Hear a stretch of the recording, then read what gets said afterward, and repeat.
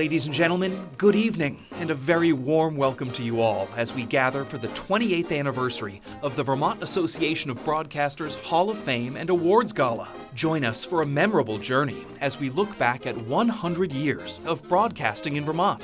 Tonight, we celebrate the induction of 3 truly legendary broadcasters into the VAB Hall of Fame.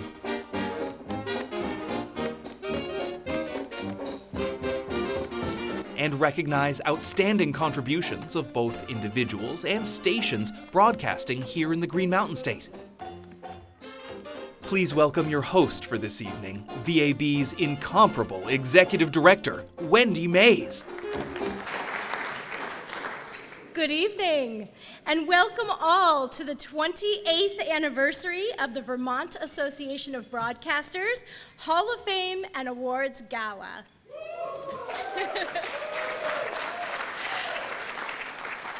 Tonight, we induct 3 exceptional broadcasters into the VAB Hall of Fame: Kelly Corbeil, Ken Gilbert, and Rod Hill.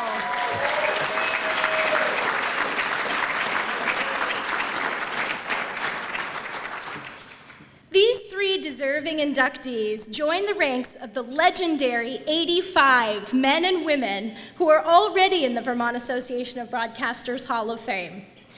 15 of them are here tonight. So, when I call your name, please stand so you can be recognized. Ken Barlow, Dan Dubonnet, Steve Cormier, Bruce James, Bruce Zeman of Bruce and Hobbs, Ken Jarvis, Terry J, Tim Johnson, Stuart Ledbetter, Louis Mano, Ginny McGee, Eric Michaels, Joel Najman, Stephen Puffer, and Betty Smith.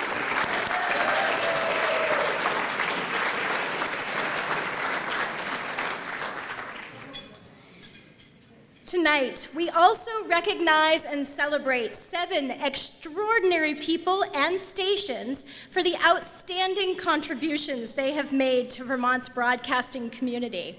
They are Jeff Garfield, Vox AM FM Digital, Larry Page, Hall Communications Radio Group, Molly Ormsby, Jess Langlois, and Curtis Leggett.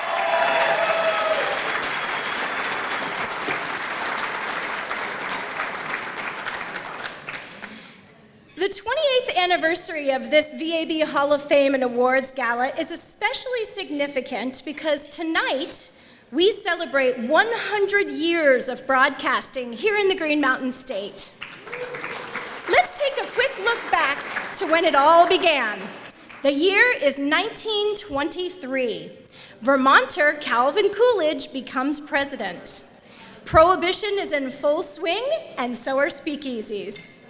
A flood in November devastates downtown Montpelier. Sound familiar? And, most importantly to us, the UVM College of Agricultural Extension signs on as Vermont's very first over-the-air broadcast on WCAX AM in Burlington.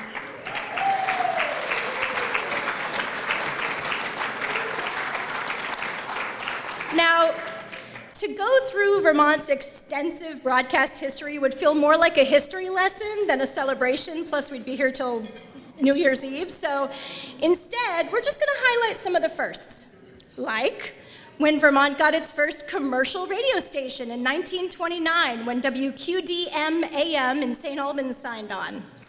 As radio listenership increased, so did the quantity of commercial stations. And by 1954, Vermont had 15 AM radio stations. In 1954, the brand new technology of television was introduced when WCAX TV in Burlington signed on as Vermont's first television station. And WIRI TV began broadcasting out of Plattsburgh but we know it better today as WPTZ. A little organization known as the VAB formed in 1955. And Vermont got its first frequency modulation, or FM, radio station in 1962, WJOY-FM, which we know better today as WOKO.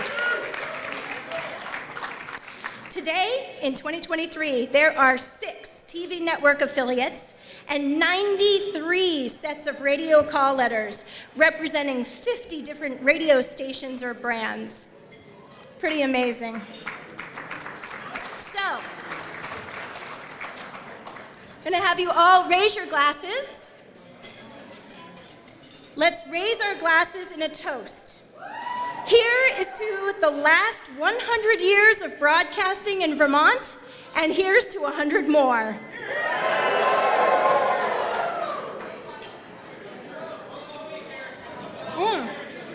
Now, before I go, I would like to thank a very important group of people, and that is the VAB Membership Committee and the station ambassadors who volunteer their time to help plan and spread the word about VAB events and member benefits. So please stand as I call your name so we can recognize you.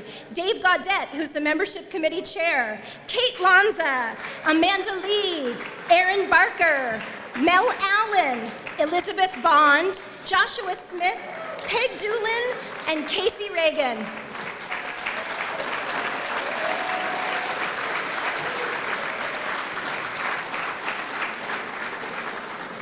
So take lots of pictures tonight, and when you post them on social media, please include the hashtag VABHOF.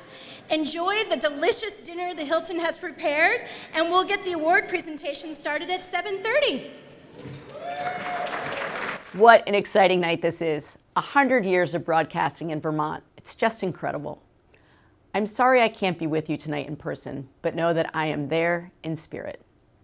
Our local radio and television broadcasters keep our towns and cities moving, especially when it comes to public safety and during this summer's flooding. Your work is critically important, so I thank you most sincerely. Congratulations to Kelly Corbeil, Ken Gilbert, and Rod Hill for being inducted into the Vermont Association of Broadcasters Hall of Fame. What a tremendous accomplishment. And to Jeff Garfield, Larry Page, Hall Communications Radio Group, Jess Langlois, Molly Ormsby, and Curtis Leggett for all your well-deserved awards. To all Vermont broadcasters, thank you for your dedication to serving our communities. And congratulations again to tonight's award winners. Good evening. I want to congratulate all of you on 100 years of broadcasting in Vermont. That is amazing. In that 100 years, radio and television have become absolutely essential institutions. We turn to you in a crisis, as we did once again this summer during the horrible flooding that devastated so many Vermont communities. And this evening, Hall of Fame inductees are a perfect example of the work you all do and the contributions you make, from Ken Gilbert, creating marketing campaigns for local businesses, to Kelly Corbeil, keeping the music going in Windham County, and Rod Hill raising millions of dollars for nonprofits when he's not playing some of my favorite musicians on WOKO. I want to thank all 3 of them for the work they've done in their service to our communities. Congratulations, Kelly, Ken, and Rod, on joining the Vermont Broadcasters Hall of Fame. That is pretty cool. I want to also congratulate all of tonight's VBA award winners. Their work and yours is appreciated by Vermonters throughout the state, and I thank you for doing it. Welcome back. Thank you so much to Representative Becca Ballant and to Senator Peter Welch for taking the time to send those messages of congratulations.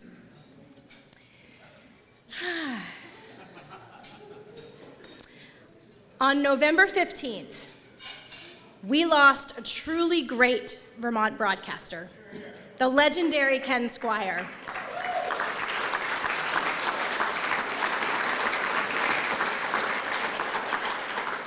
A charter member of the VAB Hall of Fame, He passed away at the age of 88. And I would like to thank WCAX for putting together the video that we're about to watch. And although his schedule didn't allow for him to be here, Governor Phil Scott wanted the honors of being the one to introduce it. Ken Squire was a good friend and mentor to many of us, and a true Vermont legend to all who knew him or listened to him. In the days after he passed, much was made of his extraordinary contributions to racing, earning him an induction to the NASCAR Hall of Fame. His impacts on the sport are too numerous to mention, and there are many which he didn't get credit for. But he deserves every single one of those recognitions that he did get, and many more. But for me, and I know for many of you, his broadcasting buddies, what I'll remember most was his friendship and deep love for his community and the people of Vermont, which are one and the same to Ken. He was always looking for ways to give back and help those in need. He was a storyteller and a poet in the way he spoke and described everyday events. He loved talking about others, but was uncomfortable talking about himself, and would use his stories to make everyday people heroes, making them bigger than life. He made community and storytelling the backbone of Radio Vermont, which was part of his DNA, and an essential part of the fabric of Vermont since its creation, always finding new ways to support more and more Vermonters. I will always cherish the memories of the time we spent together. Some I can talk about publicly, and others better left for one-on-one conversations in the shop. But I'll be forever thankful for his mentorship, humor, creativity, and passion. From the booth, he often described race car drivers as common men doing uncommon deeds. But in reality, he was describing himself, because Ken was a very common man who did extraordinary deeds. And I truly appreciate the opportunity to honor him with all of you tonight. Born Kenley Dean Squire, April 10, 1935, the son of WDEV-AM founder Lloyd Squire, Ken practically grew up at the radio station.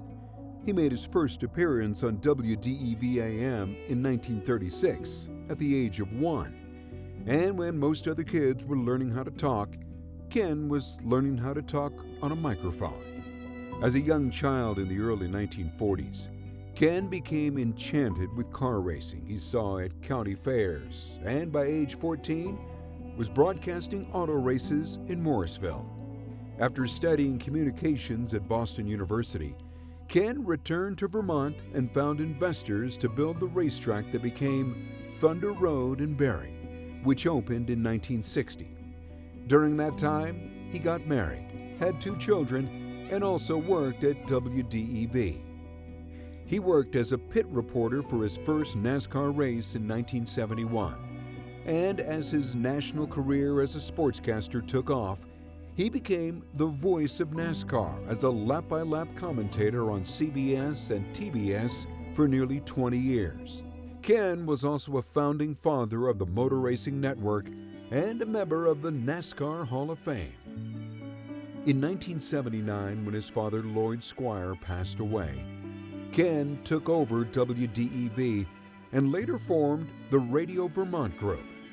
He believed in what he called relevant radio, that what went on air should be a place of service to a community. They broadcast high school sports, local music, agricultural programming, and of course, the infamous show, Music to Go to the Dump By. He was a mentor to many in racing, radio, news, and politics, including Secretary of Agriculture Anson Tebbetts and Governor Phil Scott. Ken received multiple Emmy nominations for his broadcasting, and in 1995, Ken was inducted as a charter member into the VAB Hall of Fame.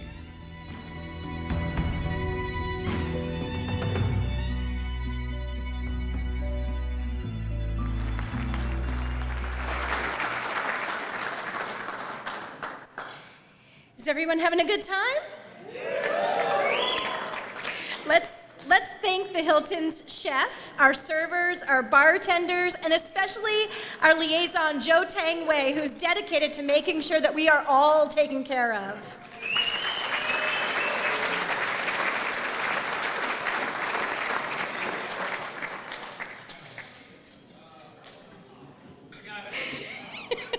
It's probably a sales call. If it's a sales call, feel free to take it. The VAB Board of Directors donates their time, energy, and expertise to ensure that this association continues to unite, celebrate, advocate for, and meet the diverse needs of its members. I certainly appreciate their leadership and would like to invite all of them up on stage right now. Please welcome VAB President Dave Gaudette, Vice President Dana Nahumick, Treasurer Jay Barton, Secretary Ryan Rothstein, and Past President Alex von Lichtenberg. Come on up. Yep.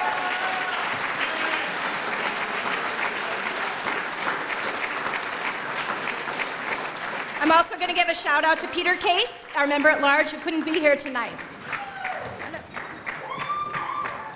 Now you all know who to blame.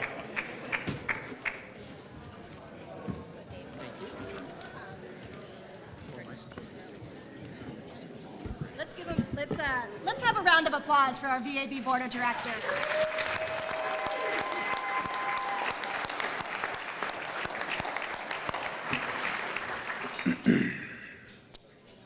The VAB has only given a Friend of Broadcasters award 4 times in the last 28 years. Tonight, we are honored to present one to Curtis Leggett. As President and CEO of the National Association of Broadcasters, Curtis serves as the chief advocate for America's free over-the-air television and radio broadcasters. During his time at the NAB, Curtis has led several successful efforts to advocate for laws that strengthen local broadcasters' ability to innovate and serve their communities. And right now, Curtis and the NAB government relations team are currently advocating for 14 other important issues at the federal level. Prior to joining the NAB in 2011, Curtis served as the senior counsel to Senator Patrick Leahy in Washington, D.C., and because of that, holds a special place in his heart for Vermont. Please welcome the 2023 Friends of Broadcasters Award recipient, NAB President and CEO, Curtis Leggett.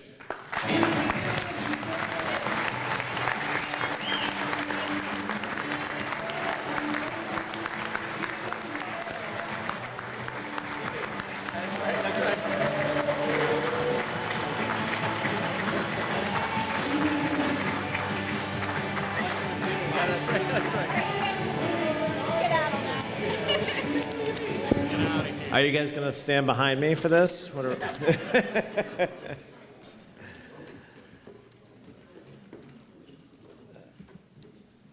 Dave, I want to thank you. Wendy, I want to thank you. And I want to thank the VAB board for this incredible honor. This is particularly meaningful because, as was mentioned in the introduction, I consider myself a bit of an honorary Vermonter because of the years that I spent working for Senator Leahy. And it's interesting. You know, the thing that I learned, I'm from Connecticut originally. And well, it sounds like we've got some Connecticut natives as well. And I know there's several of you who are running clusters that include stations in Connecticut. But I'll tell you, as someone who grew up there, there's not a whole lot of people when you go and meet them in other parts of the country who say to you, hey, you really need to come to Connecticut. And what I came to love about Vermont, and it's why I'm passionate about Vermonters and being here with all of you, is that Vermonters love this state. And And there is just something extremely unique about having a tie to the communities here. You know, you're down in Washington, D.C., you run into a Vermonter, you're talking about maple syrup, you're talking about farmers markets, you're talking about heady topper, whatever it might be. There is a certain passion that comes with having a tie to Vermont. So it means a lot to me to be here tonight to receive this award, because truly Vermont occupies a very, very special place in my heart. And it also underscores the fact that what all of you do for this state, serving them, serving these communities, matters tremendously. We're obviously in a very, very difficult political climate right now. We're in a very different media climate right now, difficult media climate right now. And what all of you do in these communities across the state, it's the antidote. You know, you are ensuring that you are providing trusted information when your audiences don't really know what or how to decipher what they're receiving online. We'll get a round of applause for that.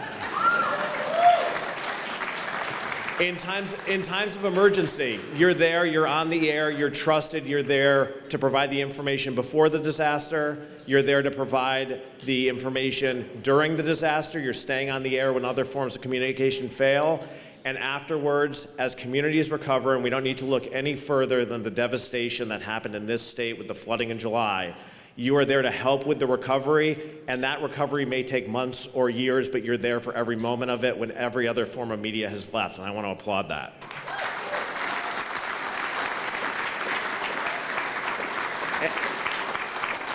And because of that tremendous service, yes, we can talk about business, and oftentimes we get bogged down in business issues when we talk about the ongoing viability of broadcasting, but make no mistake, what you do is different from every other business in this state because it's also a vocation. It's a vocation of service. It is the reason that when we talk about the issues that are top of mind for me at the NAB in Washington, D.C. right now, ensuring that AM radio stays in the automobile,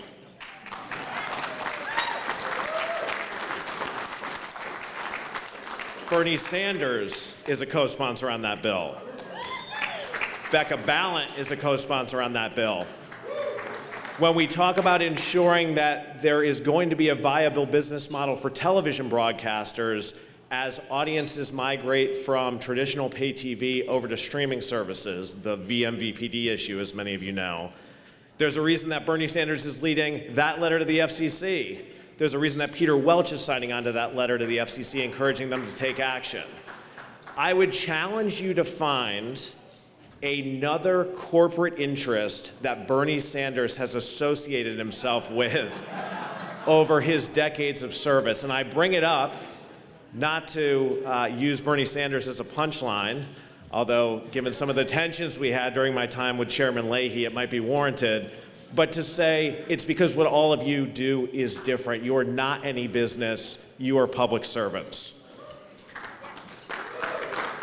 I'm honored to receive this award today. I'm honored to represent all of you in Washington, D.C. I'm honored to share the room this evening, the stage this evening, with the other award recipients and your Hall of Fame inductees, and I want to just congratulate you and applaud all the work that you're doing across the state day in and day out. Thank you.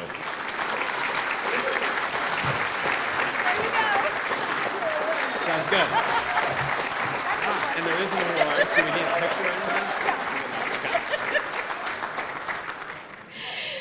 To introduce our next award, please welcome to the stage representatives of stations that have won the Allen Noyes Community Service Award over the past 2 years, from Vox AM FM Digital, Mary Sensi, and from Great Eastern Radio, Matt Hausman.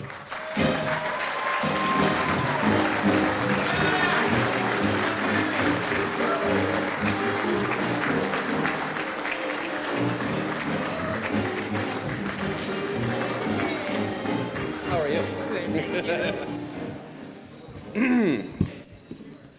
Is that a good height for you? I can, yes. Okay. That's good. I can go tippy toes if you need. Okay, I can slouch. Okay. That works. The Allen Noyes Community Service Award is named in honor of the late Allen Noyes, longtime broadcaster and the VAB's first executive director. Still me, isn't it? I think so, yeah. It honors a station event or fundraiser from this past year that made a notable impact on the communities it served. Mary? Nice.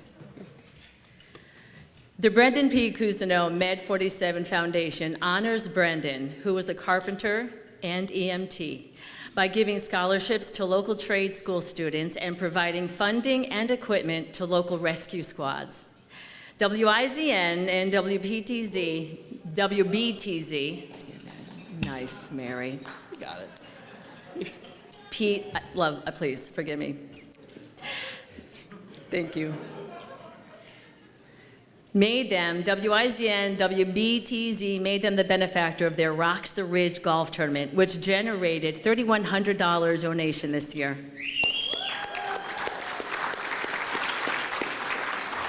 All 5 Hall communication stations, including WOKO, WKOL, and WJOY, also adopted the fundraising events organized by the Cousineau family, including an indoor yard sale, garden shop, and Halloween haunted forest. In all, with the support of the Hall communication stations, nearly $41,000 was raised over the last 12 months. Here to accept the 2023 Allen Noyes Community Service Award is Hall Communications Chief Operating Officer Dan Dubonnet, as well as Gary, Cindy, and Zach Cousineau.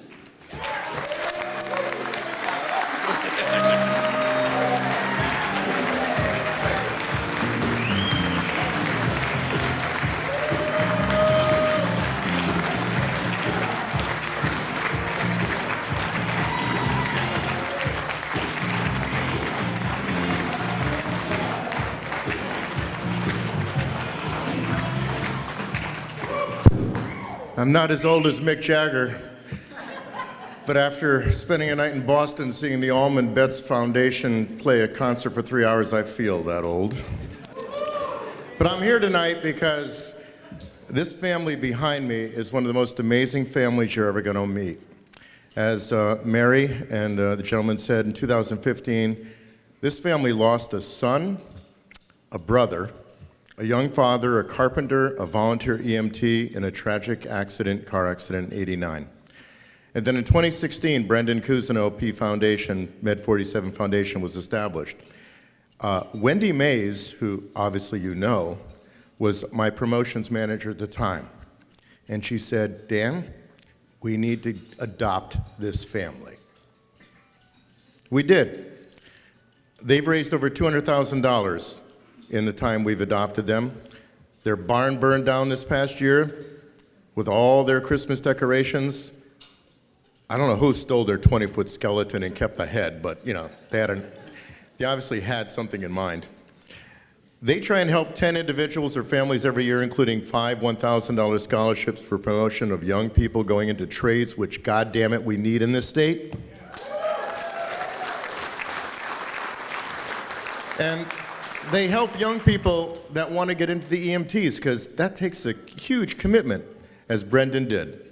The Med 47 Foundation continues to evolve. Simply put, our radio stations are so proud to spread the word of the message of this foundation. They're truly an inspiration to our stations, and they should be to you. Cindy is a 2023 Hannaford's 20 Outstanding Women Award winner. Cindy is.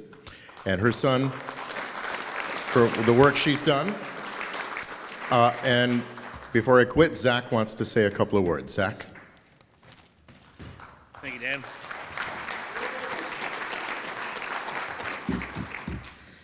I still remember the phone call that connected us with Hall Communications. It was Wendy Mays, who, as Dan said, was the promotions director. She called me up after seeing something in her local paper that we were looking for donations for a silent auction for to benefit Brendan's wife and young children. She said they were desperately trying to figure out what they could do to help. Hall Communications ended up doing dozens of promos on each of their stations to benefit that silent auction. That little silent auction in the upper room at Bevo raised $8,000 for Brendan's family and started an amazing relationship with Hall Communications. As it was mentioned, we've been the beneficiary of the Rock and the Ridge golf tournament every year for the last 6 or 7 years. The total raise of these golf tournaments is $15,000.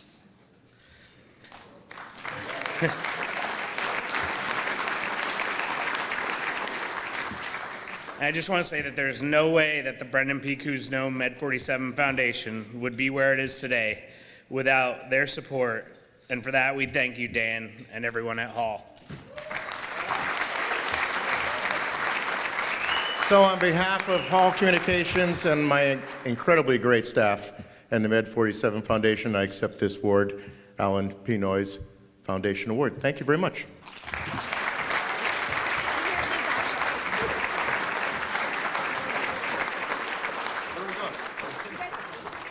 Leave? Thank you. Get out of here.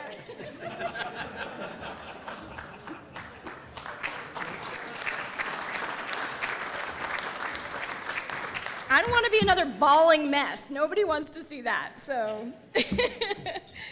All right, well, in 2019, the Vermont Association of Broadcasters started recognizing new talent with the Rising Star Award. And the very first person to win that award was Jean-Francois.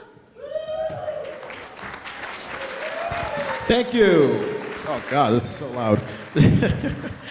All right, just to recap, the Rising Star Award goes to someone who is new to radio or television, but shows an extraordinary amount of passion and potential, and will likely have a long and successful career in the industry. So this year, the VAB is honoring 2 Rising Stars. To introduce the first winner, please welcome to the stage 2021 Rising Star recipient Liz Strepa and NBC5 News Director Michael LaFleche.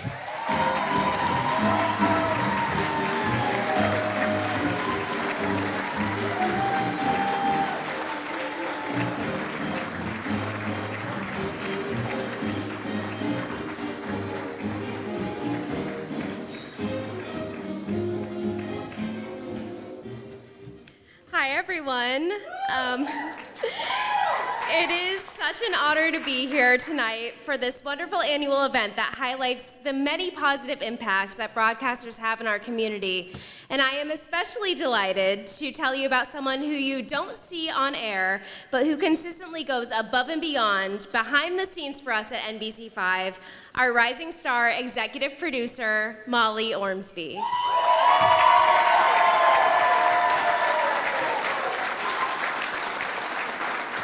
Molly's rise as a newsroom manager has been meteoric, mostly because of Molly's commitment to excellence. Molly joined us as a part-time production assistant in July of 2020, but quickly showed an aptitude and desire to contribute much, much more. Molly was brought on full-time as a weekend newscast producer. It wasn't long before she was producing our 5 p.m. newscast, arguably the hardest and most stressful newscast that we produced at the time. From there, Molly showed an aptitude of leadership.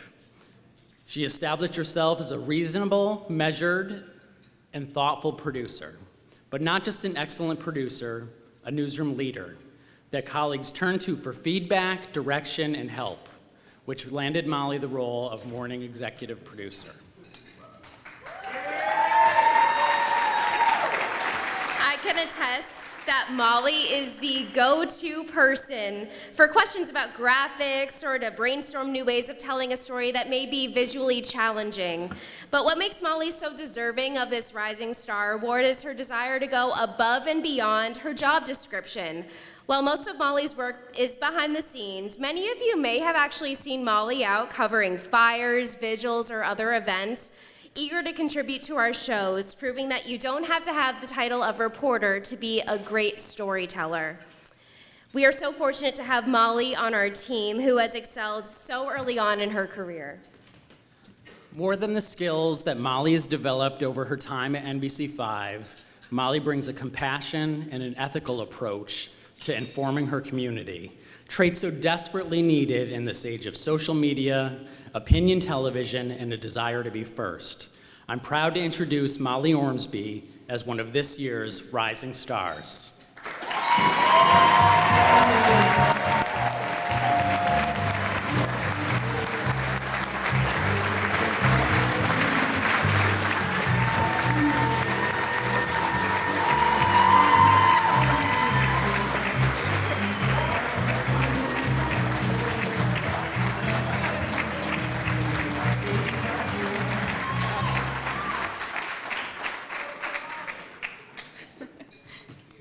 Thank you. If you asked me 3 years ago where I thought I would be standing today, this podium is not something I'd considered or even knew was possible. I graduated college virtually in May of 2020 from my parents' guest room during the COVID-19 pandemic. Not long after that, I started working part-time as a production assistant at NBC5, running teleprompter on the weekends and waiting tables during the week.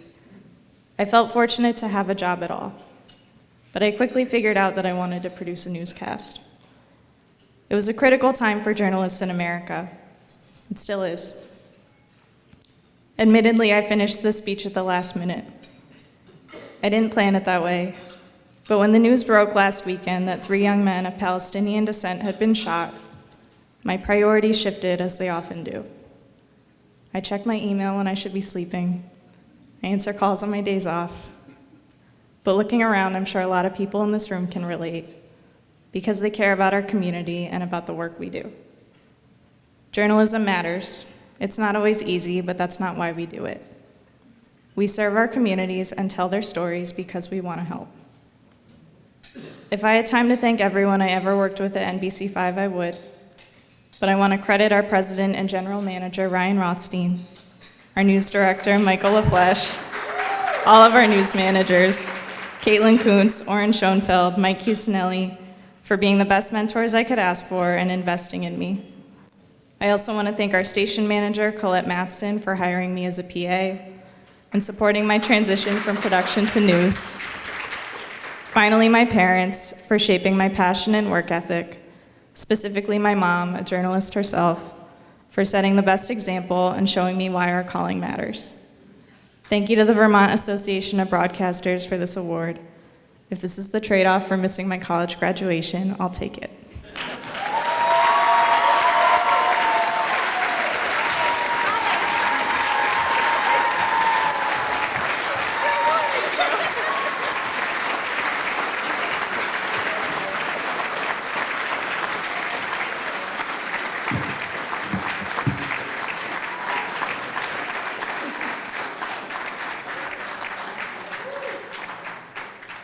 To introduce our next Rising Star Award winner, please welcome 2022's Rising Star recipient, Dom Amato,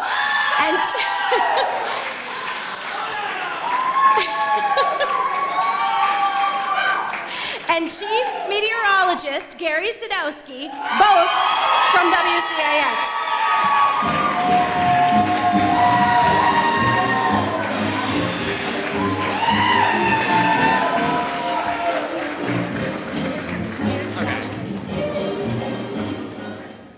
Look at the footwear that Dom has. That's ridiculous. I know. I forgot my shoes in my room, so I wore the old Vans.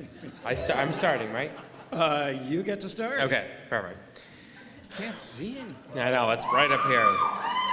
So, from an early age, Jess Langlois wanted to be a broadcast meteorologist, of course. After graduating from NVU Linden, let's go, Linden graduates. Here we go, 2 of them up here. Linden State. Linden State, yes, as we know it. So after graduating from the Atmospheric Sciences program, Jess's first job was in the, quote, Tornado Alley, which honed her skills for tracking severe weather and conveying important information quickly, which we know as well from this summer, from the flooding that had happened here in Vermont.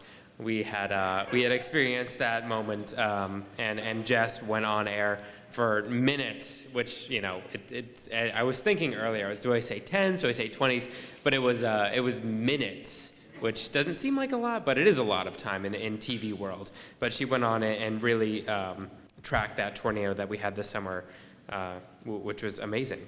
And Jess returned to Vermont to join WCAX after the legendary Sharon Meyer retired. And she shines both on camera and off. Not only is Jess always coming up with fresh ideas to make her weathercasts stand out, but Jess also took on a huge weather graphics package redesign, which we can't thank her enough. She has just invigorated our weather team, and she's just amazing. We love Jess.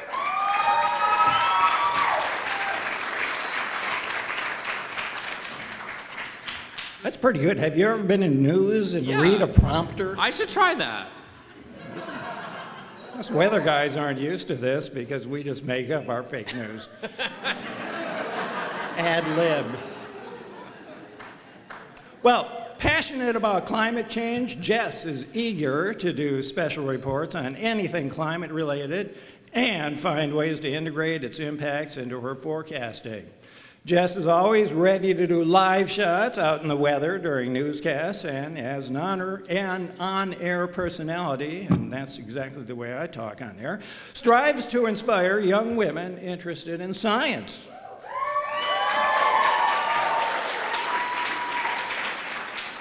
Over the past few years, Jess has grown tremendously and is truly a rising star, so it gives me great pleasure to welcome to the stage Rising Star Award winner, Jess Langlois.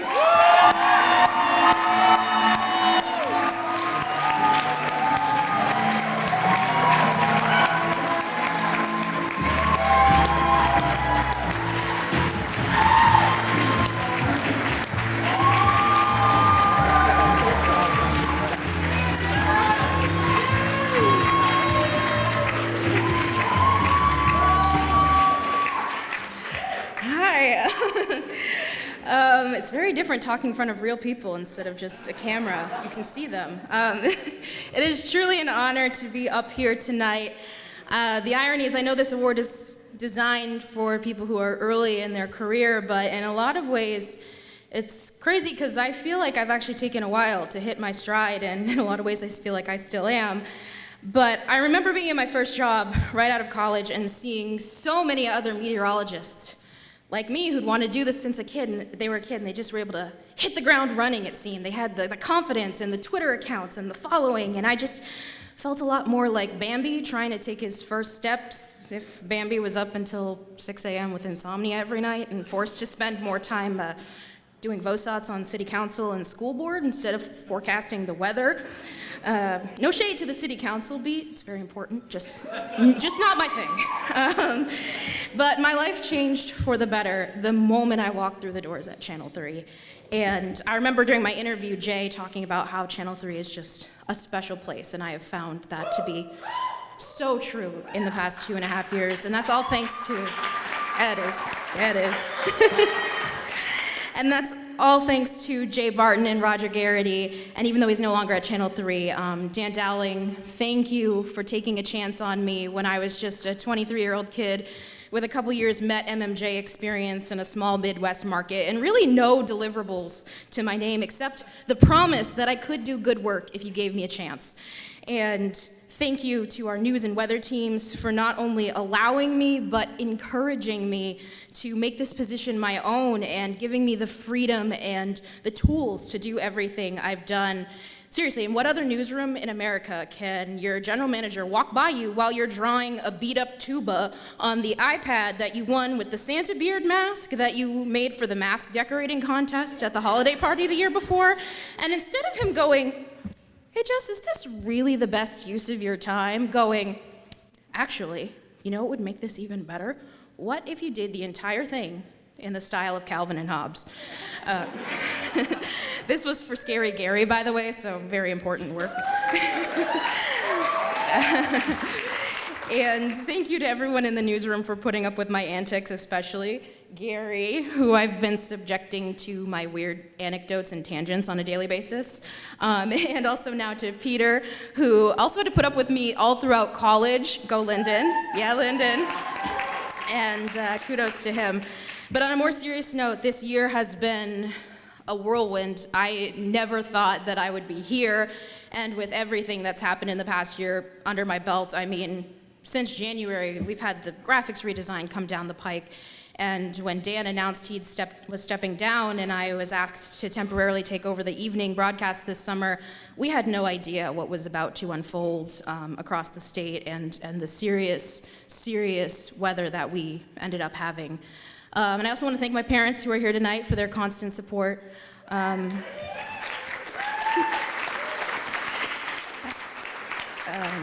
We all know this isn't exactly the easiest industry to get your footing in financially, and even though they'd probably never admit it, I know they've made a lot of sacrifices over the year to help me get started in my career.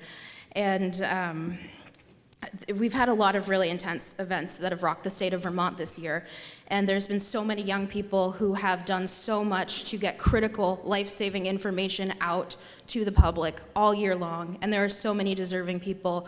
So to be up here tonight really means so much. So thank you to the VAB, thank you to everyone. It just means a lot.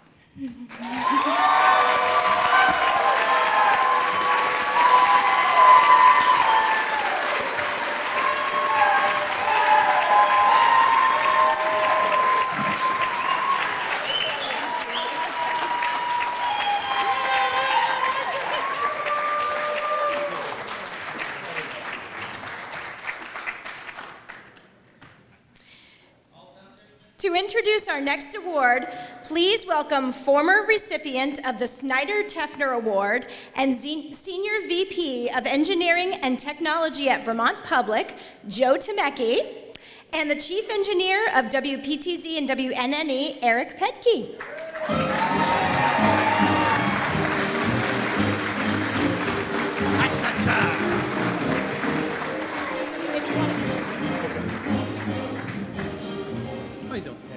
Good to see you. So the Snyder-Tefner Award is named for radio engineer and longtime VAB treasurer Dennis Snyder from Hall Communications,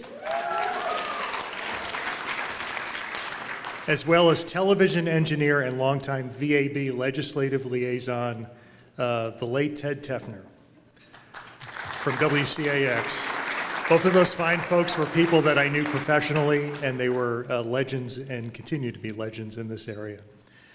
The award acknowledges excellence behind the scenes, those unsung heroes that make miracles happen on the non-public facing side of the microphone or the camera. And this year's recipient is no exception to that, including calling him up about 7 years ago on Christmas Eve at 3 o'clock in the afternoon and asking him if the power was out in Windsor, Vermont. And he said, "No, we have electricity. How about I run up to Mount Ascutney and see if your station is on the air?" This is before we worked at the same company. And that's the kind of person this guy is. He's indeed a worthy recipient. Well put, yes. As a broadcast engineer, you know, this engineer shows extraordinary skill in transmitter maintenance and repair. You know, wanting to remain on the leading edge of innovation and efficiency, he consistently grows his knowledge of new transmitters and microwave technology.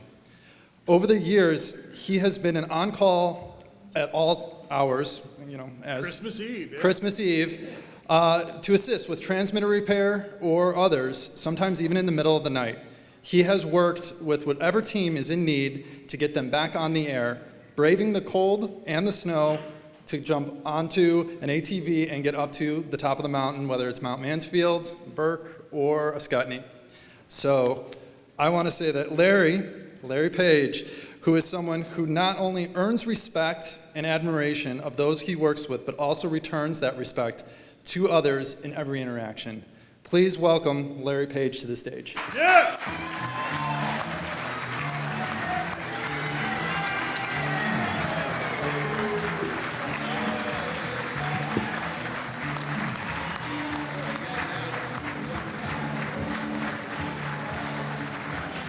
We also... Beautiful. Luke wanted to get him a bouquet, so we got him a bouquet. It has combination wrenches, adjustable wrenches, wires. You got to take inventory all the time of all your tools. Is that what inventory is? I wonder. I saw a baguette at the zoo. It was bred in captivity.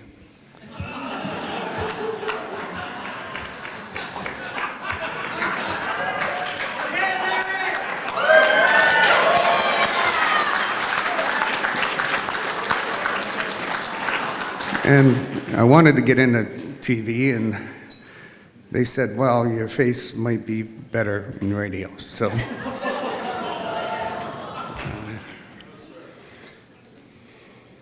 I'm really honored, blown away by this, and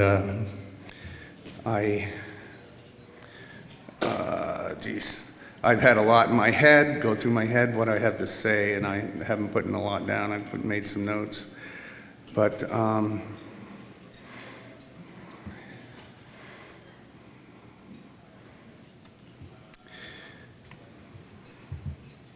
well, I think I'd just like to tell a little story about how I got into this business. I was hired by this guy, Roger Rosendahl, and he has these things we call Rogerisms. He's an acronym for everything. I won't go into too many of them, but one of the things he told me when he hired me is he says it's toilets to transmitters. And I found out through the years that proves to be true. It is fixed toilets and fixed transmitters, and many things in between. So I wanted to thank Roger for getting me into this business. It's his fault I'm here. And I did get the opportunity to work alongside Ted for a number of years.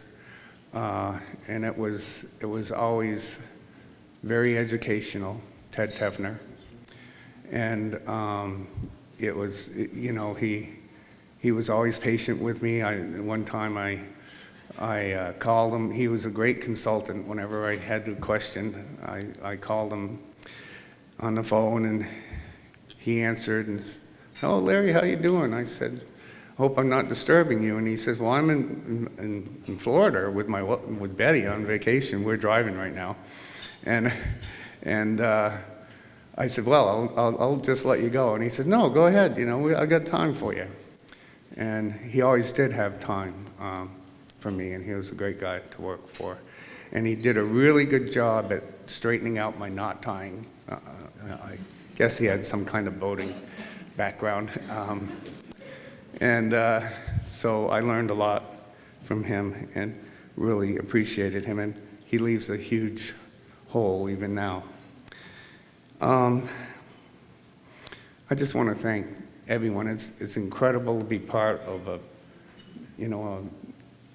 community, a fraternity. We all help each other out on mountains. There isn't an engineer that I haven't found that isn't willing to bend over backwards to help me if I'm in a pickle and I need something. And it's been that way with everybody I've worked with, not just mountaintops, but studios or wherever. And I guess I don't have a lot more to say other than Joe and Eric, thank you. WPTZ, Vermont Public, VAB, incredible. I think you go a long ways to just keeping this business on a really positive level. Thank you very much.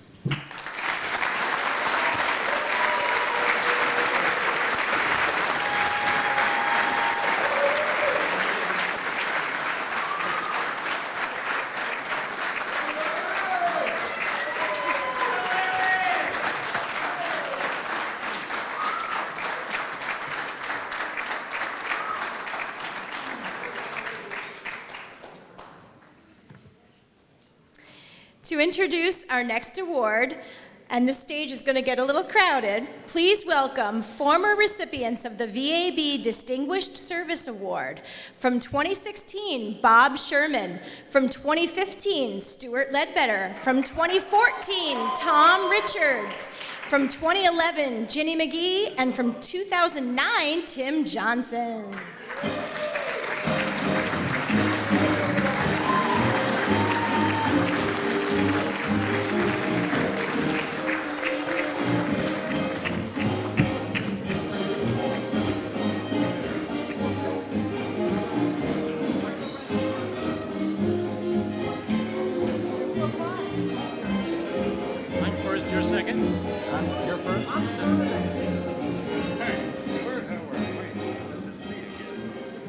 Well, good evening, everyone. I think before I read the card that Wendy gave me, I'd like to do a shout out for all the tech support guys out there, and especially our camera guy, Dave Fleming from NBC5, doing some great work tonight. Thank you, Dave. It's $5 well spent. The Vermont Association of Broadcasters Distinguished Service Award honors radio and television professionals who have distinguished themselves in the field over the course of many years. This year's Distinguished Service Award winner is WGMT FM Program Director and Air Personality, Jeff Garfield.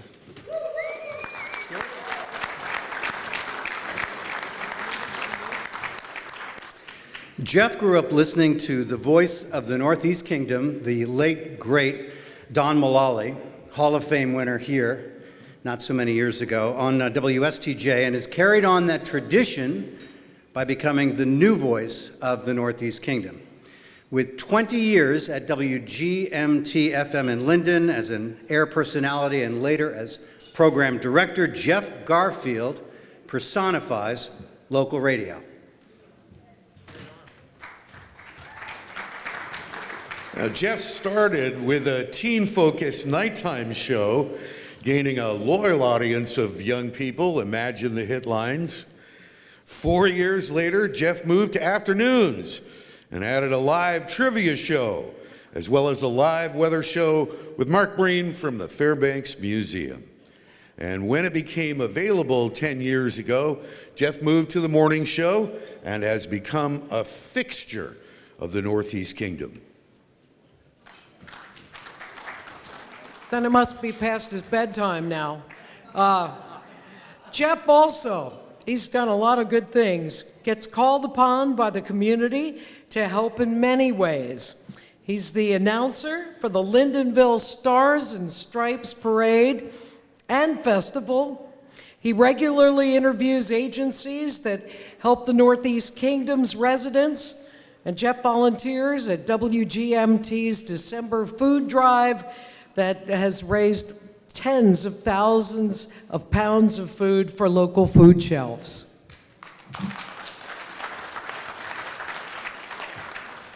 Ladies and gentlemen, please welcome to the stage the 2023 VAB Distinguished Service Award winner, Jeff Garfield.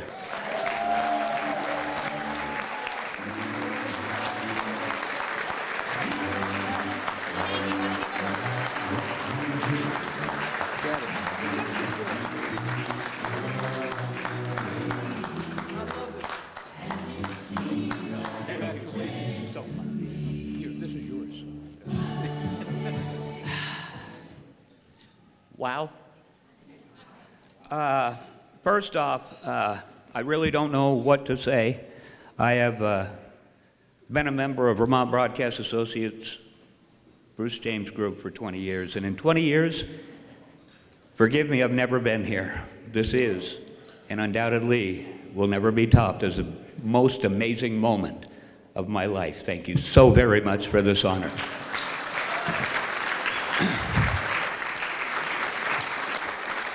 If I may, those of you on radio are familiar with the red button and the headphones. I have neither. Public speaking, believe it or not, after 20 years in radio, not my thing. But you heard a little of my backstory, and when I got the email from Wendy a few weeks ago, I was just completely taken aback. Distinguished service. distinguished. Gray. The other day in the store, I was chatting with a woman. We were talking over a cold beverage. No, not in the store, but she said, well, you know, you're old. I'm old. Okay. So, in a month's time, I was told I was old. But let me just tell you a little bit about my story. You heard a mention of Don Mullally, and radio has been broadcast in the state of Vermont for 100 years. And for half of that, I've been listening to radio. When I was a very young boy, I grew up with a big wheel. Anybody remember the big wheel? On that big wheel, I had taped a little turquoise transistor radio, thanks to my father, who happens to be here tonight, if I may. Just one moment, and I shall continue my story. My father is the most amazing and incredible influence in my life, and he is here with me tonight. 45 years at the Caledonian Record. My father, Reed Garfield, insisted on being my chauffeur tonight. Could we just please?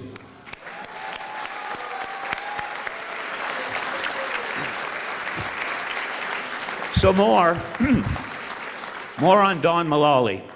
I grew up listening to Don Mullally in something, and I'm sure many of you can relate to this, whether it's television or radio. You develop a relationship with those that you frequent. I listened to Don Mullally. You heard the song, Pilot of the Airwaves. Don was my pilot of the airwaves. I turned that radio on. Don was my friend. For years, I listened to Don.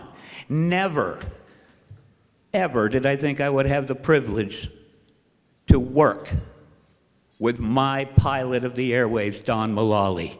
And I did. What a blessing. Don Mullally was the greatest influence in our area in radio that there ever was and ever will be. And I was honored to actually stand face to face with that man and thank him for his influence.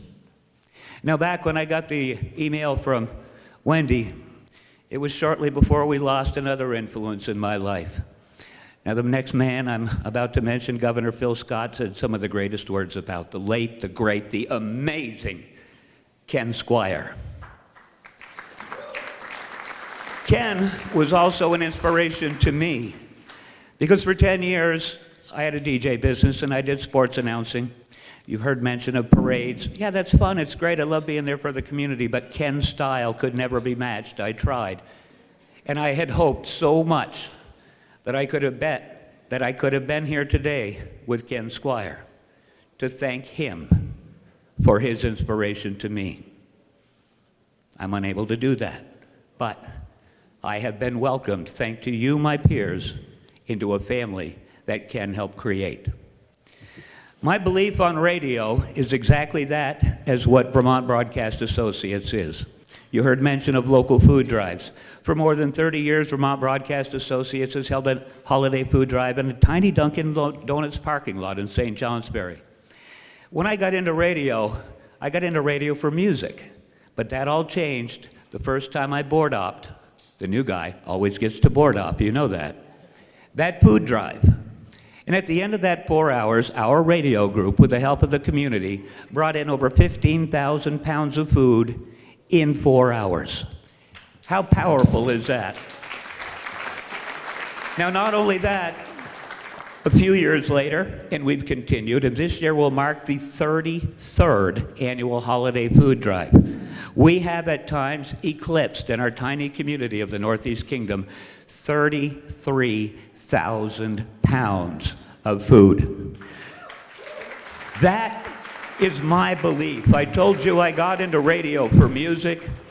That changed when I found out what the power of radio actually was. Radio was my inspiration through Don Mullally and through Ken Squire. And I believe personally that radio and television, for those that are in that respective industry, has a responsibility. And that responsibility is to give back to those that appreciate you for where you are. So when you're asked to do that live remote, or as I've heard Mike and Mary do, stand in a blustery parking lot in the back of a tractor trailer raising food for their community, it is not a punishment. It is a privilege. Because as I looked up to Don Mullally, with absolute awe. Somebody is looking up to you and may someday stand here and say thank you. So believe in what you do. Believe that radio or television is still strong. I owe this moment to so many people. I mentioned Don Mullally and Ken Squire. I've been helped along the way by the person who earned this very same award back in 2017, Don Bodwin. My boss, Bruce James, a VAB Hall of Fame member, brought me in with no experience, and that was 20 years ago. And now, with his guidance, I produce his radio station. Of all the people that I could take time to thank, I don't have the time for. But I owe the greatest to my father, the man who sits over here, who for 45 years worked as many as 14 to 16 hours a day, hammering lead into a linotype to produce the Caledonian Record. To my mother, who's unable to be here tonight, she's at home, who began selling Avon and then progressed into working in local law offices for more than 30 years, all while battling anxiety. These two together fashioned a family.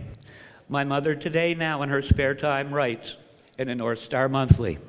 And if you want to find out why I do what I do, I encourage you to grab the September 23 edition of the North Star Monthly and read my mother's column.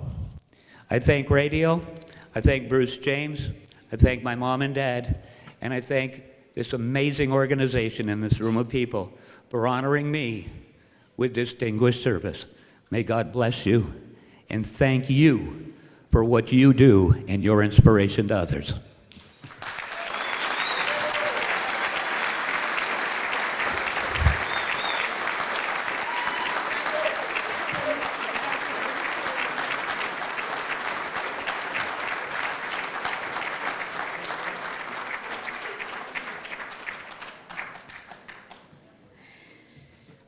To introduce our next award, please welcome to the stage two former Broadcaster of the Year award recipients, Rod Hill, who won in 2016, and representing WFFF-TV and WVNY-TV, who won last year, Alex von Lichtenberg.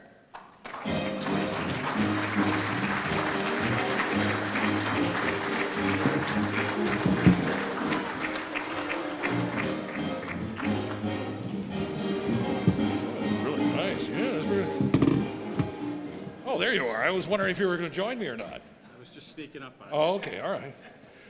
By the way, Wendy, thank you for making the type so big. I'm still going to use glasses. Well, I'm going to not take mine off. All right.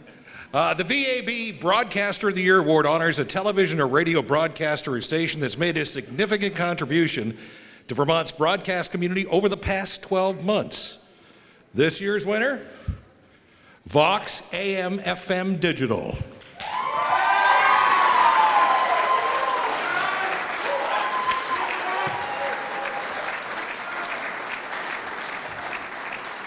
And why did they win?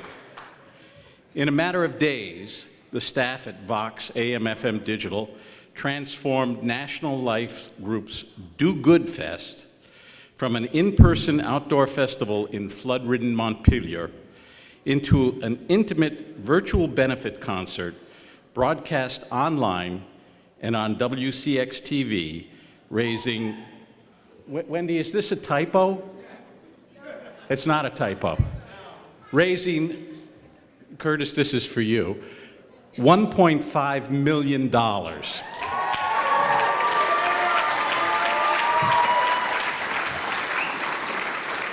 get all excited, there's more. In addition, sister stations Star 92.9, 95 XXX, 101.3 The Wolf, WVMT, The Game, 96.7 MeTV FM, and 92.1 WVTK. Is there anything you guys don't own? They put together a radiothon in a matter of days and broadcast live from locations in Barrie, Essex Junction, and South Burlington, raising another $10,000. Now, proceeds from both events went to the Vermont Community Foundation's Flood Response and Recovery Fund. Congratulations.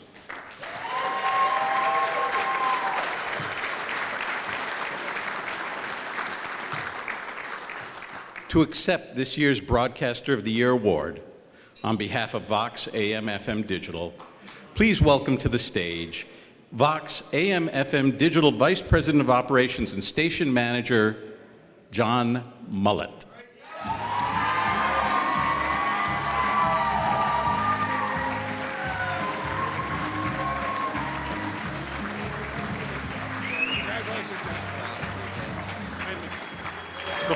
Before he begins, he's promised me this speech won't last more than 2.5 minutes.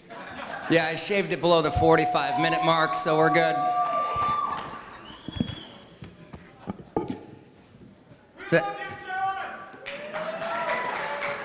You're all right, Kwame.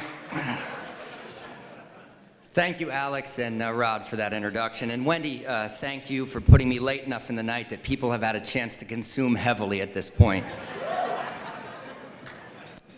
It's a great honor today to accept the Broadcaster of the Year award on behalf of Vox AM FM Digital, though I must admit, I feel like a little bit of a fraud standing up here alone accepting an award that so many people played such a significant role in. When the July flooding devastated central Vermont on July 12th, so many were impacted.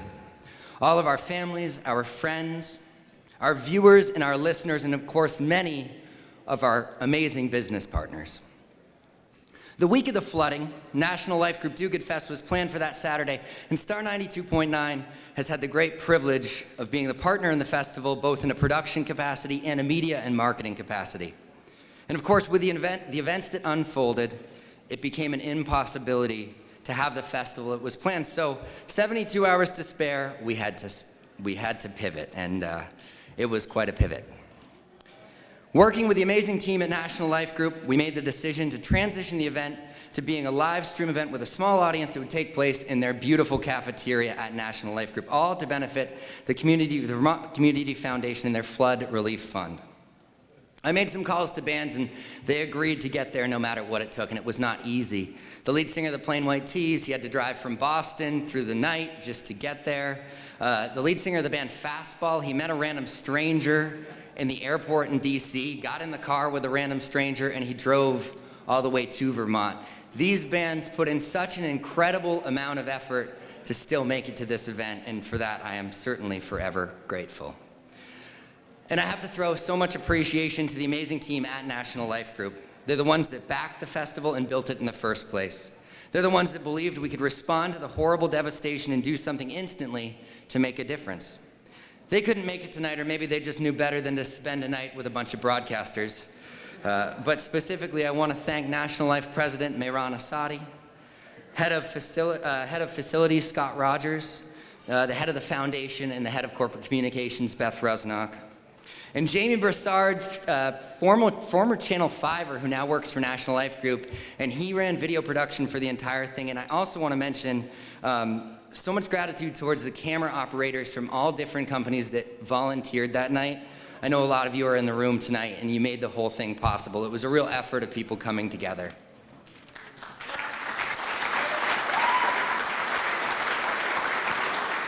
The night of the event, the Star 92.9 staff shines so brightly. To Mary Sensi, thank you for being my right hand. Your competence as a brand manager, a broadcaster, and let's face it, for me, a therapist. It's deeply appreciated.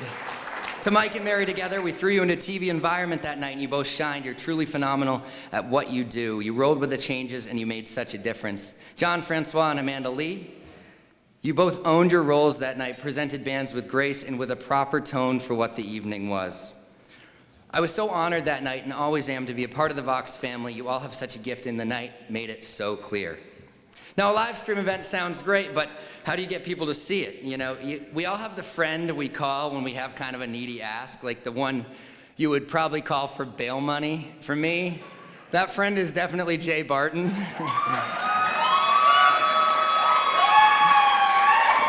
Though I've never called Jay for bail money yet. We'll see about later tonight, Jay. Keep your phone on. And I appreciate that Jay did take my call. To Darren Parent and Kat Villanzoni,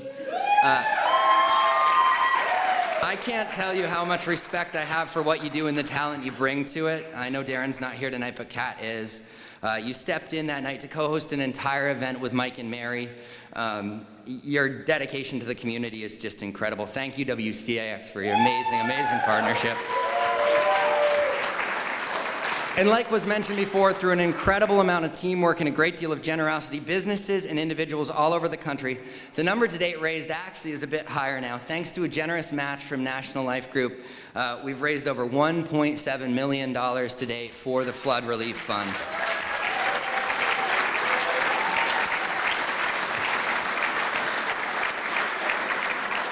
Thank you.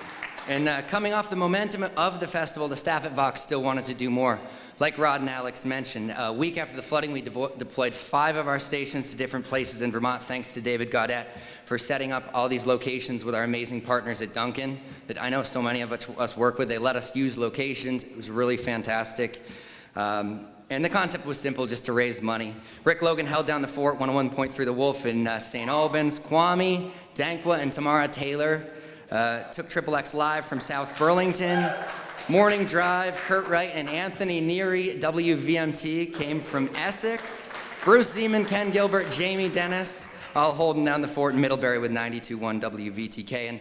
And Star headed back to Central Vermont, and that team put in so much work, even after all the work they had put in at Do Good Festival, to just make it count. So, I also, because I know he'll hate it, I have to include a thank you to Ken Barlow, owner, COO of Vox AM/FM Digital. He bored off the shift that day from sunup to sundown, and I just appreciate Ken owning and inspiring a group of stations to be truly part of the local community in a really big way. I think we all feel that right now. Recently, I attended a function for the Vermont Community Foundation, and one of the things that CEO Dan Smith said stuck with me. He spoke about the fact that we're all here because in a time of devastation, tragedy, and need, we all picked up the phone and said one simple thing: what can we do? Now, I like to believe as broadcasters, that's what we do every day. What can we do, and what can we do to make a difference? Now, I'm humbled and honored to accept this award on behalf of Vox AM/FM Digital. The Vox team's so deserving, and I couldn't be more proud. But I also like to believe that a piece of this award this year belongs to everybody here tonight, because we all played a role in those taxing weeks, and we continue to as Vermont rebuilds from the devastation in July. This award is such a vivid reminder of how much of a difference we can make as broadcasters. Thank you from all of us at Vox AM/FM Digital.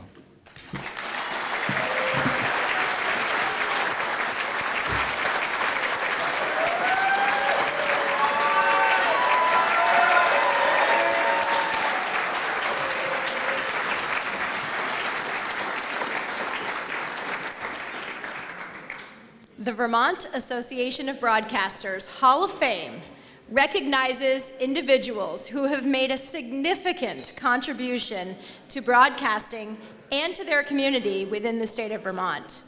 Tonight, we induct 3 deserving broadcasters into the VAB Hall of Fame. Let's meet tonight's first inductee, Kelly Corbeil.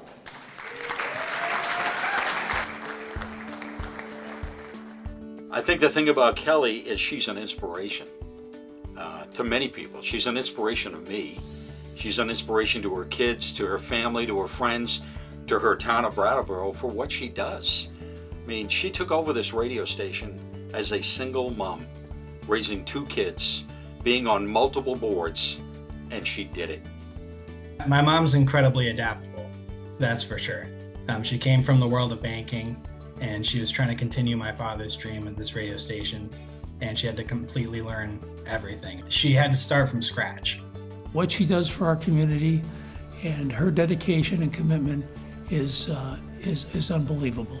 And I think that she is a role model for business. I've always thought that Kelly Corbeil, along with the sun and the wind, is a renewable energy source that we need to harness for future generations. Kelly is most definitely a force of nature. You need to be able to pivot on demand and understand that her mind works differently than yours or mine, and if she comes up with an idea, go with it, because more than likely it's going to be something good, and we just have to find a way to speak Kelly on occasion.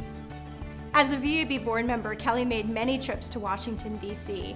to talk to our members of Congress about issues that were really important to broadcasters. In particular, she was able to speak to issues that affected small, independent radio station owners, and that point of view was critical in talking to our members of Congress.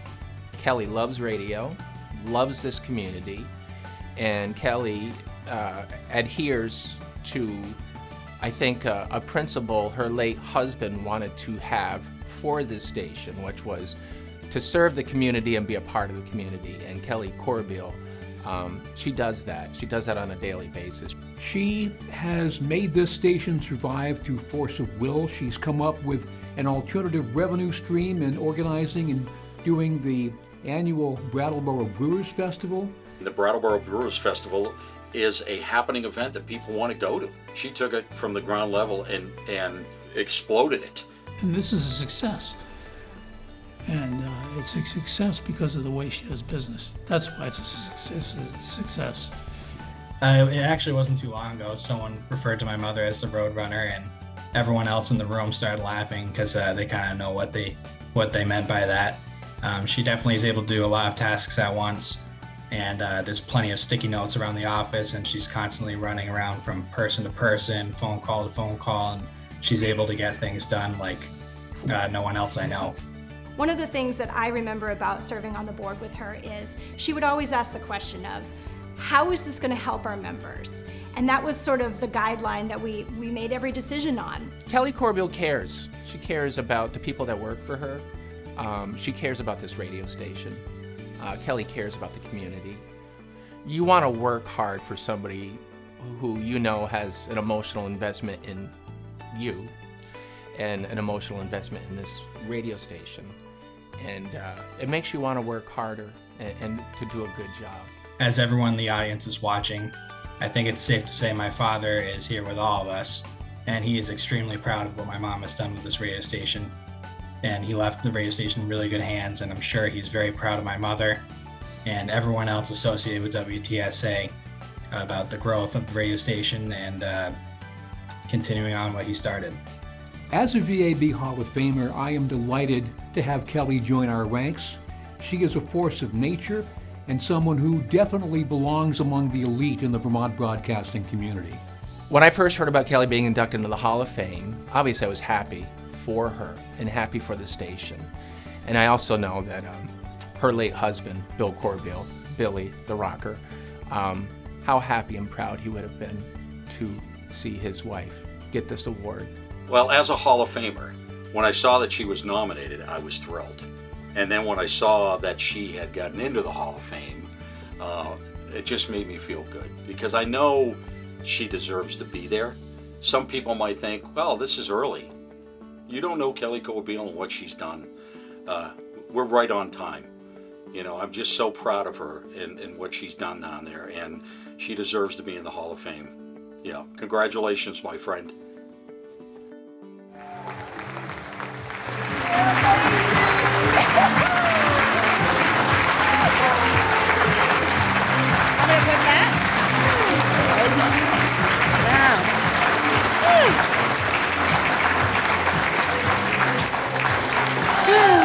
Wow, thank you. I'm just like overwhelmed by everything. I appreciate being nominated. I appreciate that I'm actually going to be a Hall of Famer. It just blows my mind. So I wrote a little something. I'm not going to take long, but I have a lot of people to thank, and so I thought I'd tell you a little bit about my story, which I think these guys kind of told you, but I'll tell you again. So my story is probably quite different from most of you that are in the broadcast field. Many of you have been like my late husband, Bill, and have always dreamed of being part of this business. For him, his dream was to be on the radio. He loved it, and he lived it every day. From when he was a child in his bedroom broadcasting his radio station WBIL, to finally being hired at WIZN in Burlington back in the 80s. That's when we met. He was Rockin' Bill, and eventually he became known as the Rocker. That WIZN crew literally became our family. In 2006, we took over the local radio station in Brattleboro, Bill's hometown radio station. And the following year, we took everything we had and we purchased it. This was Bill's dream, and it took it to a whole new level. We were so excited, and at that time, I had my own successful career, and I was a banker. Then the storm hit, the one that changed my life forever. Bill passed away unexpectedly. At the time, our youngest son, Zachary, who's here tonight. Zachary, you stand up.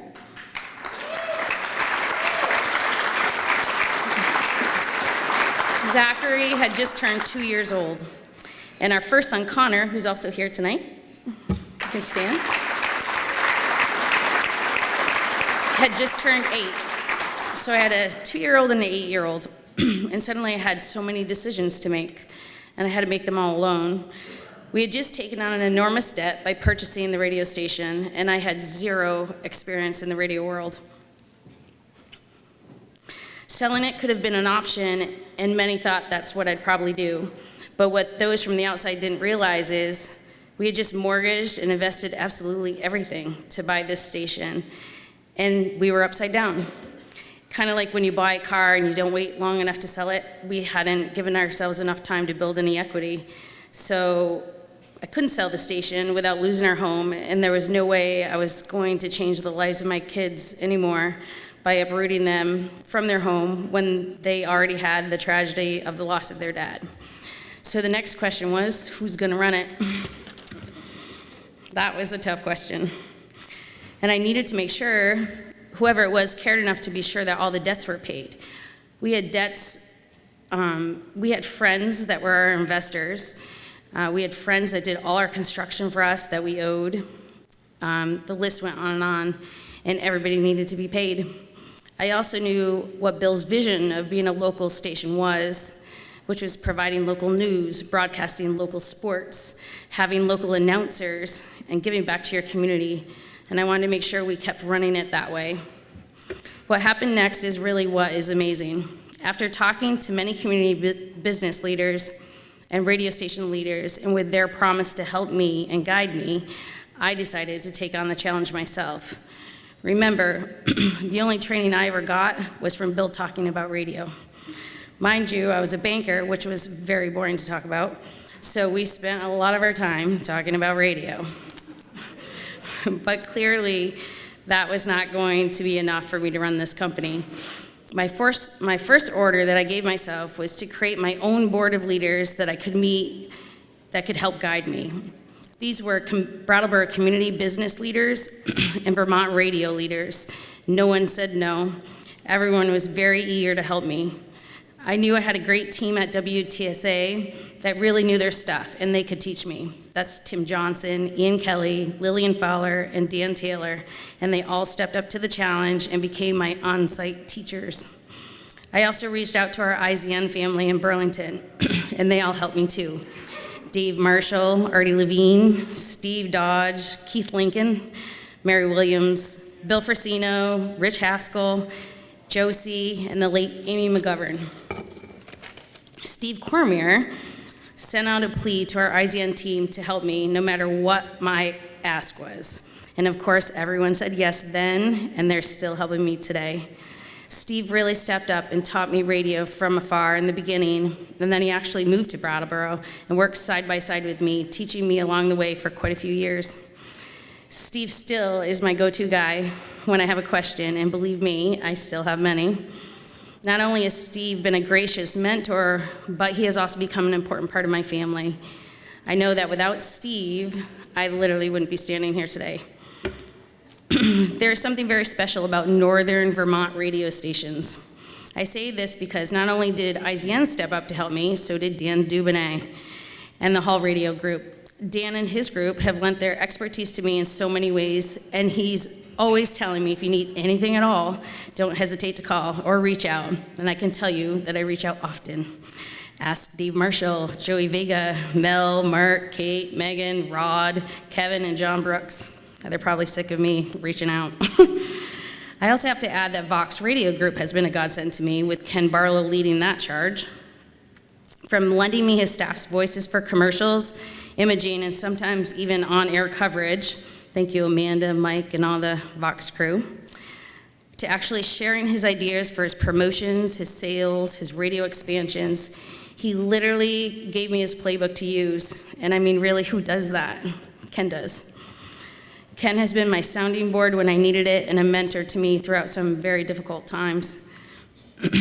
They weren't kidding when they say it takes a village, and my village has been this great group of broadcasters that have all stepped up to the plate when one of their own was in need. I can't thank all of you enough for all the help and guidance you've given me. I'm truly grateful to each and every one of you. Being a single mom and raising 2 young boys and having to learn radio from the ground up has been an extreme challenge that has not been easy.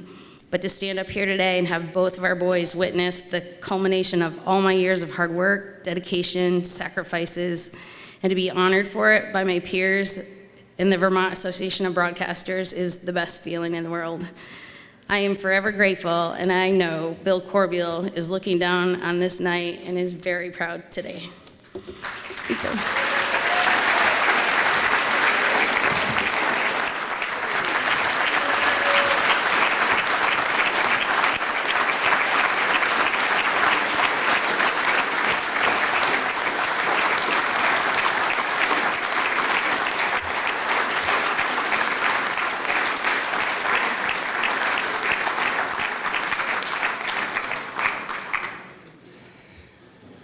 He goes by KG and always has a smile on his face. Let's meet tonight's second inductee, Ken Gilbert.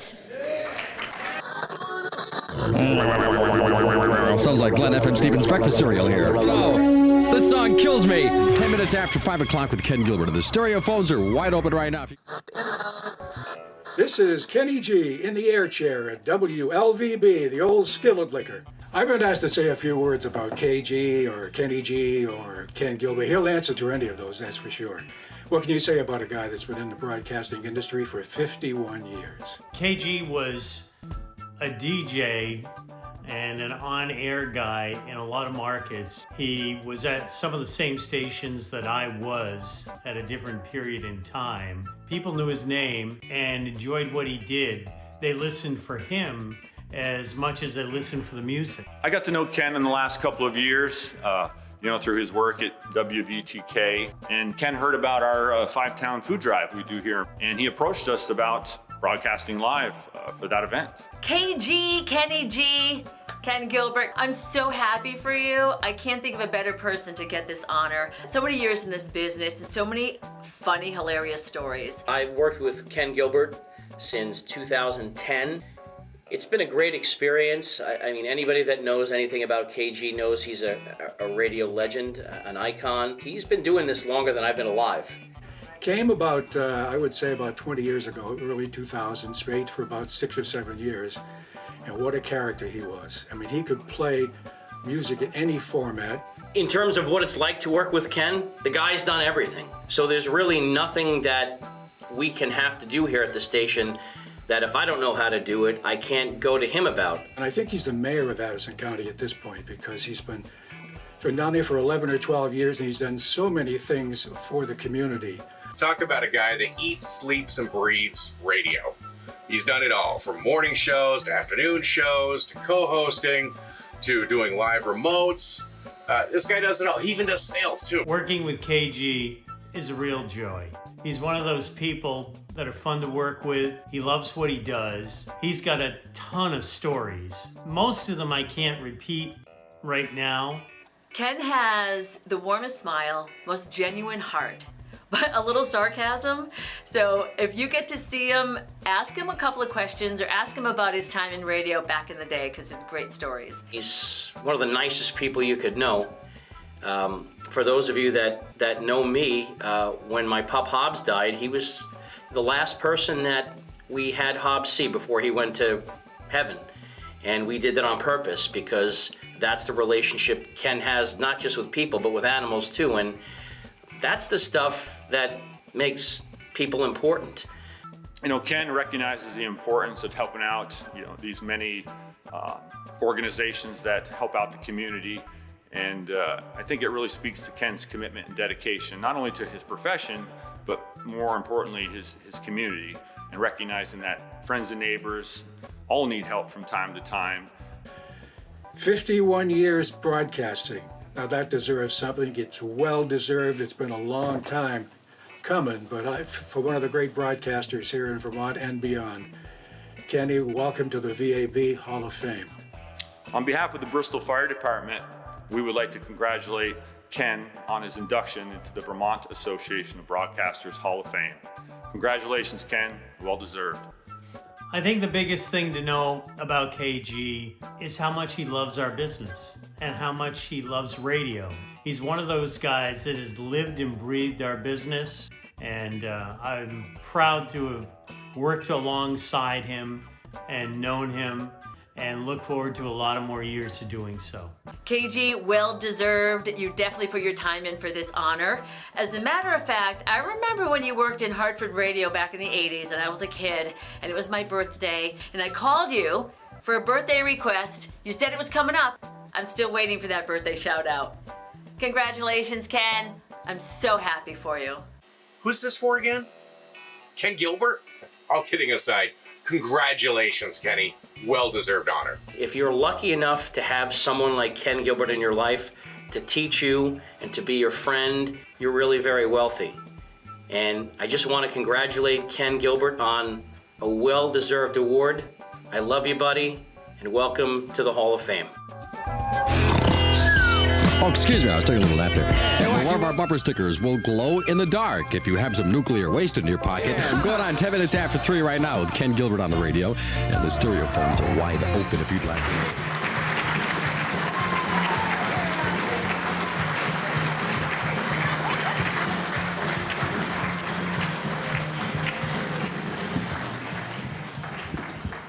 Is this thing on? There we go. All right.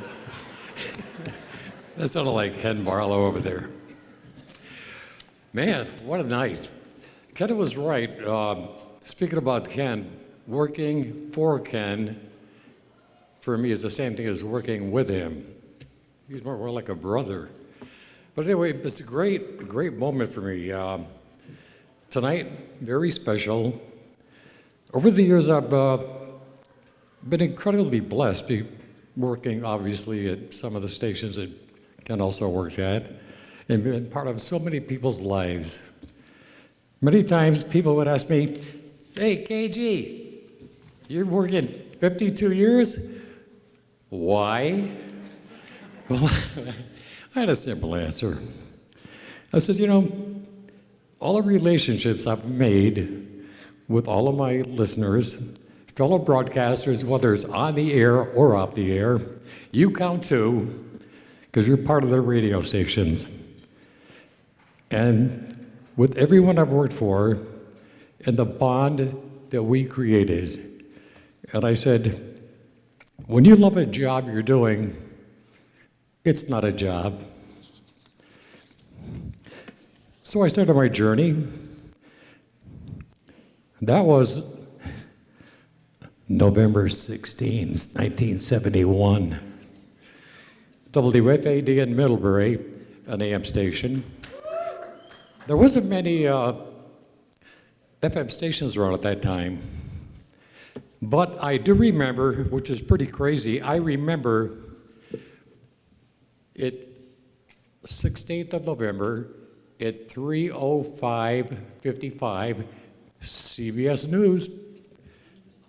First time, me on the air, and all you guys that have been on the air, you know what it's like the first time. A little nervous, but I remember the time, the date, and the very first song that I played, Kwame, the Jackson 5, I Want You Back. It was a good song back then. It really was. But things like that stick in your mind. So many things that, just never leaves you, along with the people that you work for. So that was the WFAD, but fun things just kept happening. In 1975, the first FM that I saw rolled into our building. That frequency, wow, 92.1. And that was in 1975. And then around 3 4 years later, I decided, okay, I've been here 7, 8 years. Time to climb up the ladder. And I promise you, Mary, I'll play that dedication for you Monday when I get on the air. Sure, we'll get it right on. Thanks. So I figured, yeah, it's time to climb the ladder and go south, because I'm not going to go north or I'd be in Canada. So I headed down south and bumped into a few stations that Ken Barlow had worked at. WCFR in Springfield. I was there for a while, and I got a call from Wacky 102 FM in Springfield, Mass, which Ken also worked at. And I'll tell you one thing right now, and Ken Barlow will agree with me, Wacky 102 FM had WKRP written, smeared right over it. Yes. Oh, I've got an air check of Ken. I mean, that station was pure nuts, crazy. Hey, Ken, hey, Glenn, you guys want to make $800 this weekend? Sure, to the owner. All right, you're going to be jumping out of an airplane with a wacky parachute. And I'm going, oh, Jesus. I woke up that morning at 3 o'clock and said, what the hell did you do, Gilbert? Man. Then luckily, the owner came back in the next day. Hey, Glenn, Ken, the guy at the airport, he didn't want to pay you a $1,600 fee, so I just got to tell you, it's not going to happen. I said, oh, damn, I wanted to do that so bad. And he walked out of the studio, and Glenn and I went, thank God bless you. Anyway, having family still in Vermont at that point, that I was traveling once a month, coming up here for the weekend. My mother, I didn't know for a long time, my grandmother was born in Stowe, my mother in Barrie. I had a sister in just north of White River Junction. And I said, I'm in Hartford, Connecticut. I can get anything I want in Hartford, Connecticut, right here in Vermont. So I said, I'm going back. So I came back. And I worked for some stations, including Catamount Radio. Terry J's right here, worked with him. Ran into a lot of people that I worked with and worked for earlier. Then it was Radio Vermont. Then one day I'm driving around town because I live in Middlebury. And I put on the station, came on, I says, wow, that song is great. I love that song. Then I heard a liner play. Then I heard another song that I loved. And I heard some really great compression.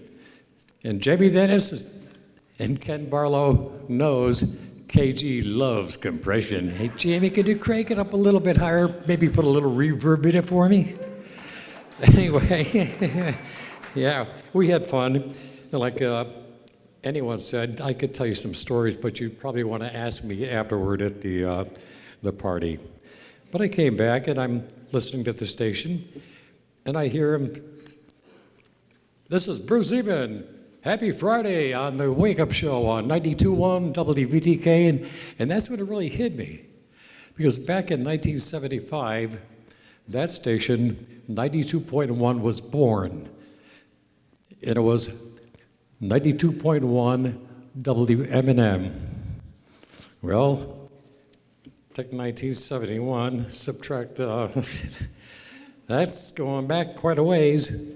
Now, with Ken Barlow owning it, WVTK, and I've been on the air there for the past 12 years.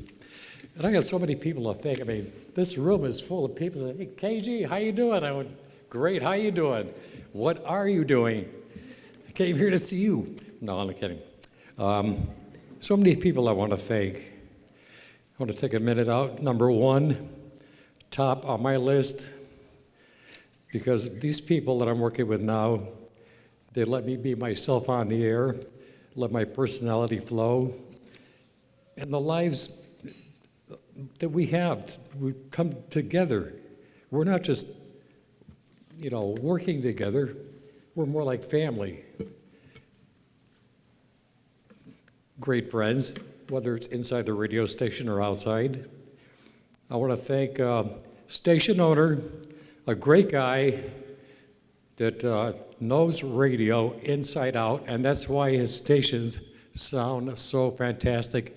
Ken Barlow. Let's hear it for Ken. He is the best damn guy that knows everything about programming in this room, as far as I'm concerned. I'd also like to say the station manager at the time that said, KG, here's the keys to your air chair, was Bruce Zeman. And also, thank you so much, Bruce. We have, when I show up in the morning, he goes, uh-oh, Gilbert's here. Also, I want to say thank you very much. This guy is talented. He was just here, and you heard him talk. He is WDVTK's and Box AM FM Operations Manager, John Mullet. John Mullet could take a project that would take 5 of us a month, and he'd have it done in a week. Amazing guy. On the air, my friend, anyone that knows Jamie, Dennis can do anything,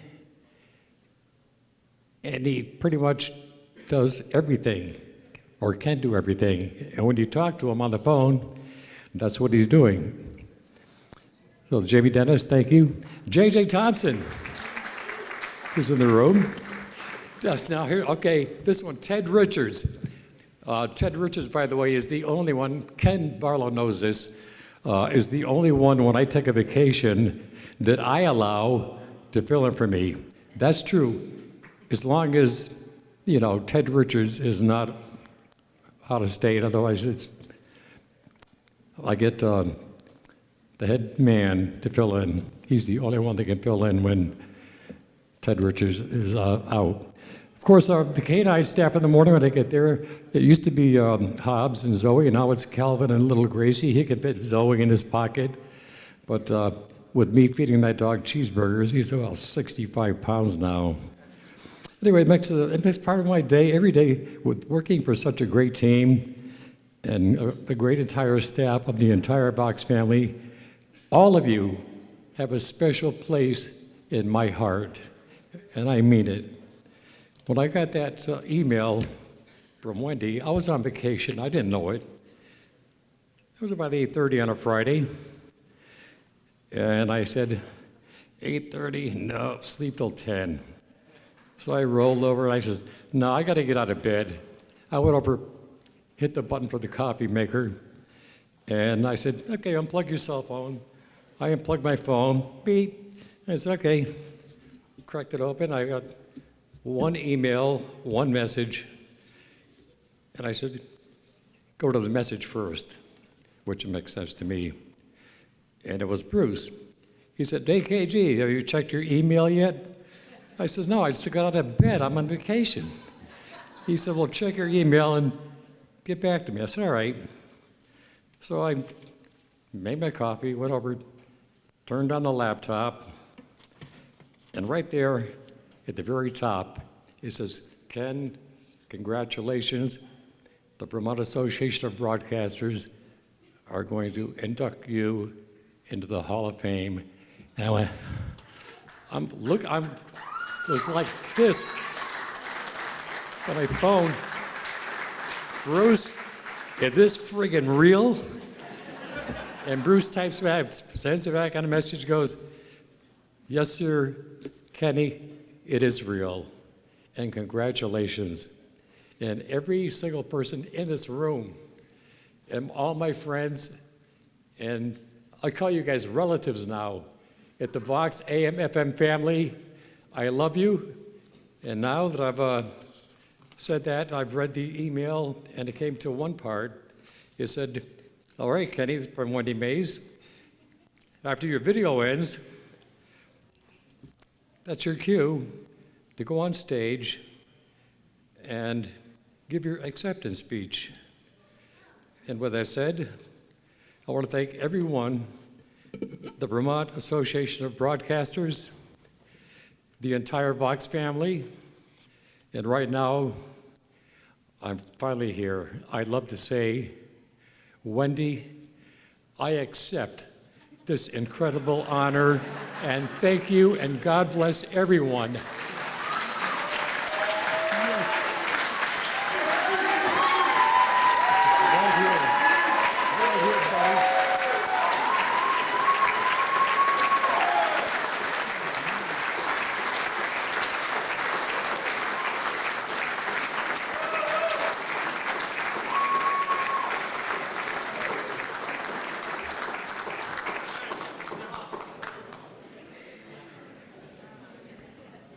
There's no better part of what I do than getting to tell people. It's my favorite part. So, you know when you've been watching fireworks, and there's always a big finale at the end when the sky just fills up with exciting explosion of lights and colors? That's how I feel about our third and final inductee of the night, Rod Hill. I've had the pleasure of wrangling the airwaves at 98.9 WOKO with old Rod Hill for about a dozen years, and I tell you it's been a hoot, but I think it's been a hoot and a half. At UVM's WRUV, they tell a story about a 12-year-old Rod Hill wandering in from a blizzard. Let's go back to the summer of 1978. Now, Rod would get on his bicycle, because he lived in Burlington, and he'd ride all the way out. He just wanted to be on the air so much. I mean, you could tell. He could taste it, right? I said, what are you looking for? He says, I want your job. A few years later, just a handful, we're working together at WVMT. I remember this one remote we were doing at the University Mall. And of course, back then we all had the dark green blazers that we had to get at Shepherd and Hamel. And that broadcast, it was Ernie Farrar, Tom Richards, Rod Hill, and myself. Well, Rod, of course, got his came here when it was Q99, WQCR, back before WOKO. Made that transition to WOKO from a rock guy to a country guy, and hosted the morning show and the morning roundup on WOKO. He could pivot with the best of them. One day we're a rock station, next day we're a country station. He came in full regalia, cowboy hat, boots. Let's do this. And then through the years has just evolved and done just about everything you can think of at the radio station, from hosting the morning roundup and program director for WOKO. He then stepped away from WOKO, came over to Cool 105, was the program director for many years, did the morning show here, did afternoons, did middays. I worked with Rod on the morning show on Cool for many years as well. And he's just been a great mentor, still is. When our chief engineer, Dennis Snyder, left us, Rod took that step into becoming the engineer of the radio station, the go-to guy. He's like a sponge. I don't care what it was, if it had to do with the transmitter, audio processing, production studio work, I mean, he just would latch onto everything. To Rod, radio is radio. It doesn't matter whether it's oldies, classic hits, country, classic rock. The format is not that important to Rod. The fact is he just loves radio. He has done it all. I mean, you think about, he's been in radio since he was 13, 14 years old. We're coming up on the 50th anniversary of Rod being in radio, and he has just recreated himself so many times. He started doing a lot of work for the Vermont Association of Broadcasters when I was on the board and even when I was president. Absolutely loved doing it. I met Rod through big flood relief for Burlington, Iowa. He was the first person to say, I'm riding in the tractor cab and I'm going to do all the reports all the way out to Iowa and back. And he gets to Burlington, Iowa, and he goes on the air in those radio stations. They love him. They probably give him the key to the city. Vermont's roundup relief effort rolled out of state this afternoon. Several dozen people gathered at the Champlain Valley Fairgrounds at noon to say goodbye to 5 truckloads of cash and supplies. $11,500 drawn for the American Red Cross and $5,000 to get these trucks out there. Rod Hill was one of the first radio guys I met after starting my job at WPTZ. Soon after he and I met, we were out doing stuff in the community together. First, it was Share with a Hungry Neighbor, where Rod and Jim Whitehead would broadcast the morning roundup on WOKO from area grocery stores, collecting food for those in need.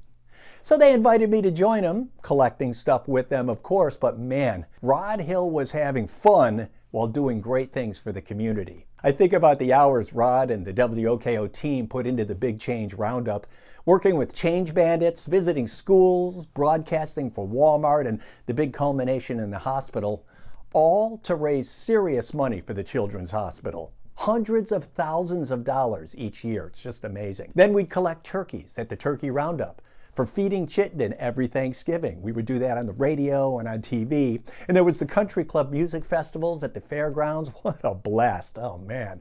And, of course, the annual tree lighting on Church Street. Oh, wait. That was Jenny McGee. It was too cold for poor Rod outside. Rod has always welcomed me to his home, too. I don't know why the guy ever leaves there, really. I mean, he has got it made in that house. Not only does he have one of the nicest bars in the state down in the basement, and believe me, it's well stocked, but there's a legit radio station upstairs. Is that legal? Working with Rod Hill is like driving bumper cars through a corn maze. You got to be quick. Rod is one of the fastest, funniest people I've ever met. This man's wit is faster than Jack Rabbit in a hot pepper patch. You know what I mean? It's tough to keep up. He was always really nice to me, off the air. On the air, well, he took a few shots, and then a few more. There are a few things I could share, but I won't. He's just been a great person to have around the building. I certainly appreciate. He's very worthy of Hall of Fame induction this year. He is a radio nut, a junkie. He is a joy to be around, and he's so talented. It's just incredible. It's about time he got into the Hall of Fame. It took 100 years of radio in Vermont to induct Rod Hill into the Vermont Association of Broadcasters Hall of Fame, and I wouldn't be surprised if it took another century to find someone as deserving. Here's to a well-earned honor. Rod, welcome to the Vermont Association of Broadcasters Hall of Fame.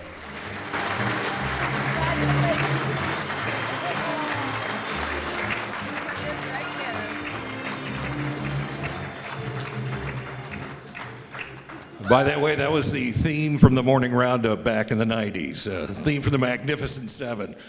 It was something like a program director had said to me. I never caught the first word, but he said something to the effect of, "You and the horse you rode in on," and ever since, and I've just loved that song. Wow.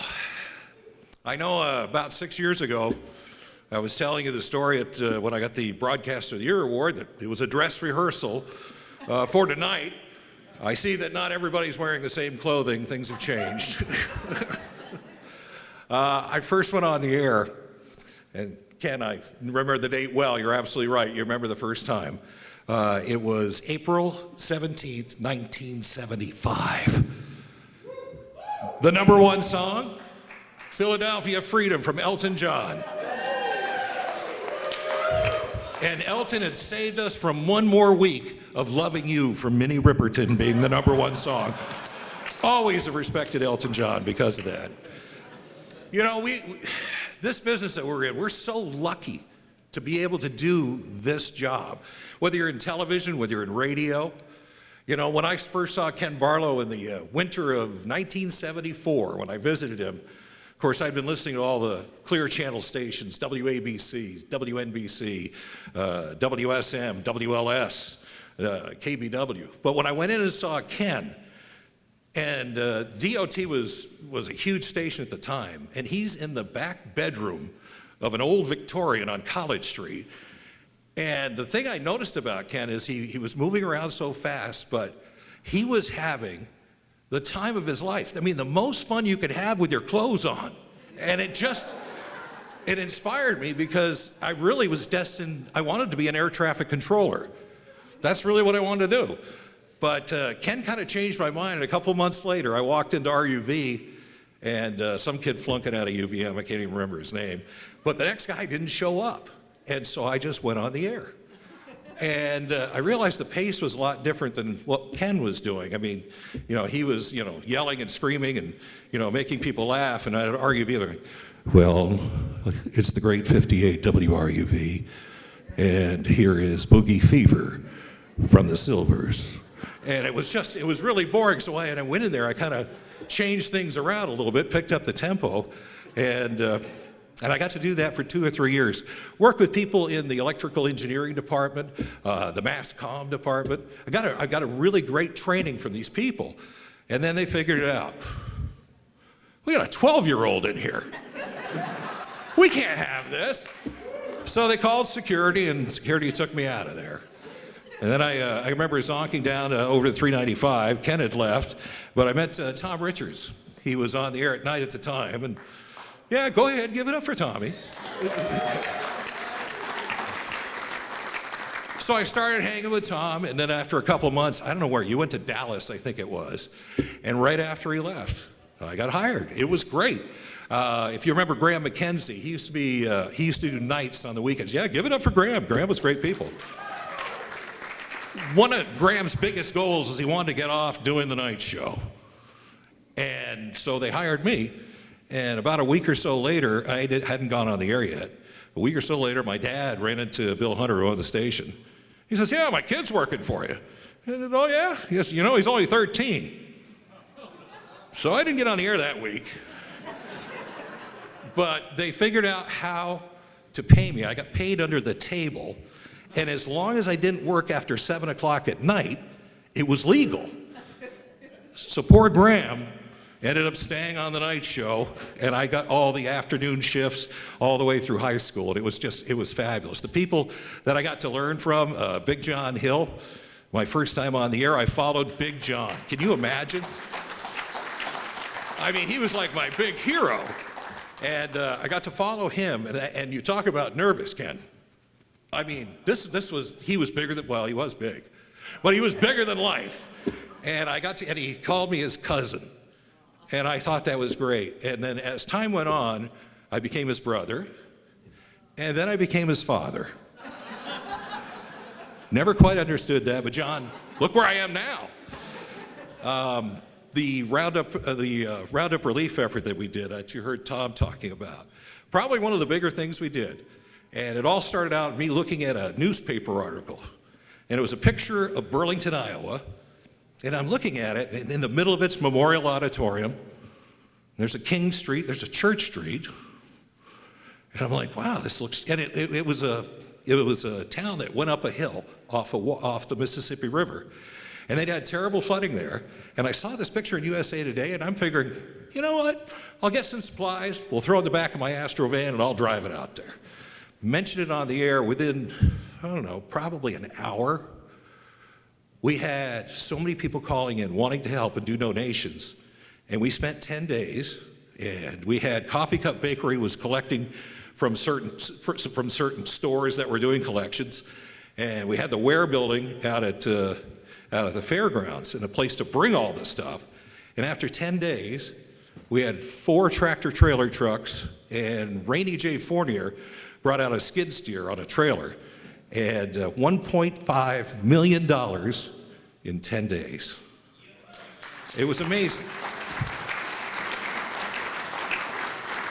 But as great as that was, the greatest thing I think I've done in my life is marry Elizabeth. And everybody who has a +1 knows what I'm talking about. Because let's face it, if you work in broadcasting, you are crazy. You have to be. But she puts up with the 2 o'clock in the morning phone calls. She puts up with me running out of the house all of a sudden because some station's off the air. And in a week or so, she's going to put up with me going all the way to Florida to fix another station. So I love you, and thank you very much for always being there for me.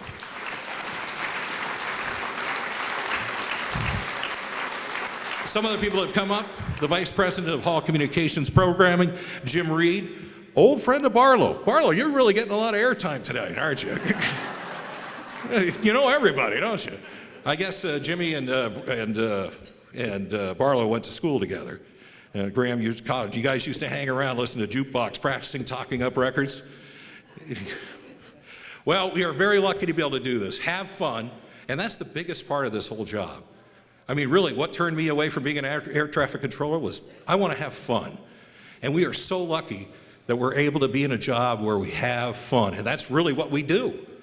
And I always like to, I like to make people laugh. And if I pick on you, it's because I like you. And obviously, I really like Tom Esther. When I'm driving around, though, I like to always look at the cars going by me, you know, and I always like to look for the smile on people's faces, or if they're doing a rock concert in their car, you know how that is. But if they're smiling in that car, I like to think that they're listening to the radio. Either that or there's somebody in the car you can't see. But VAB, thank you.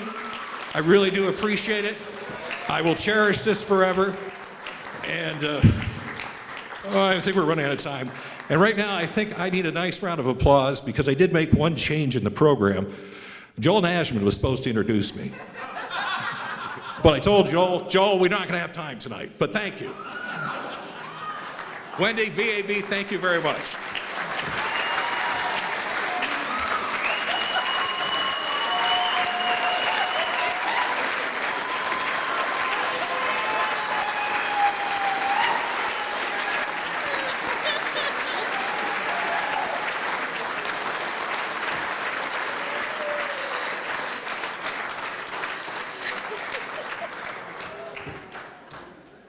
Well, congratulations to all of our Hall of Fame inductees and award winners. What an incredible night this has been. Thank you so much to all of you for coming. I want to make you aware that this evening's program has been recorded by the marvelous Dave Fleming of Community 5 Productions. And it will definitely be available for you to watch anytime you want to in the next week or so. You'll see the link in the VAB Voice and on VAB.org.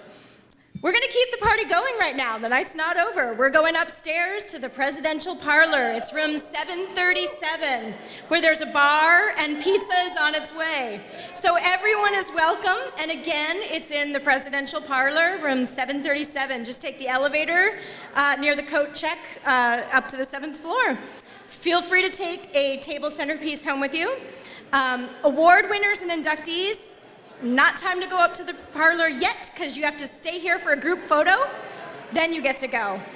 If you are heading home and you feel that you cannot get there responsibly, please let me know and I will order you an Uber. Everybody, thank you so much for coming tonight. What an incredible night. Thank you.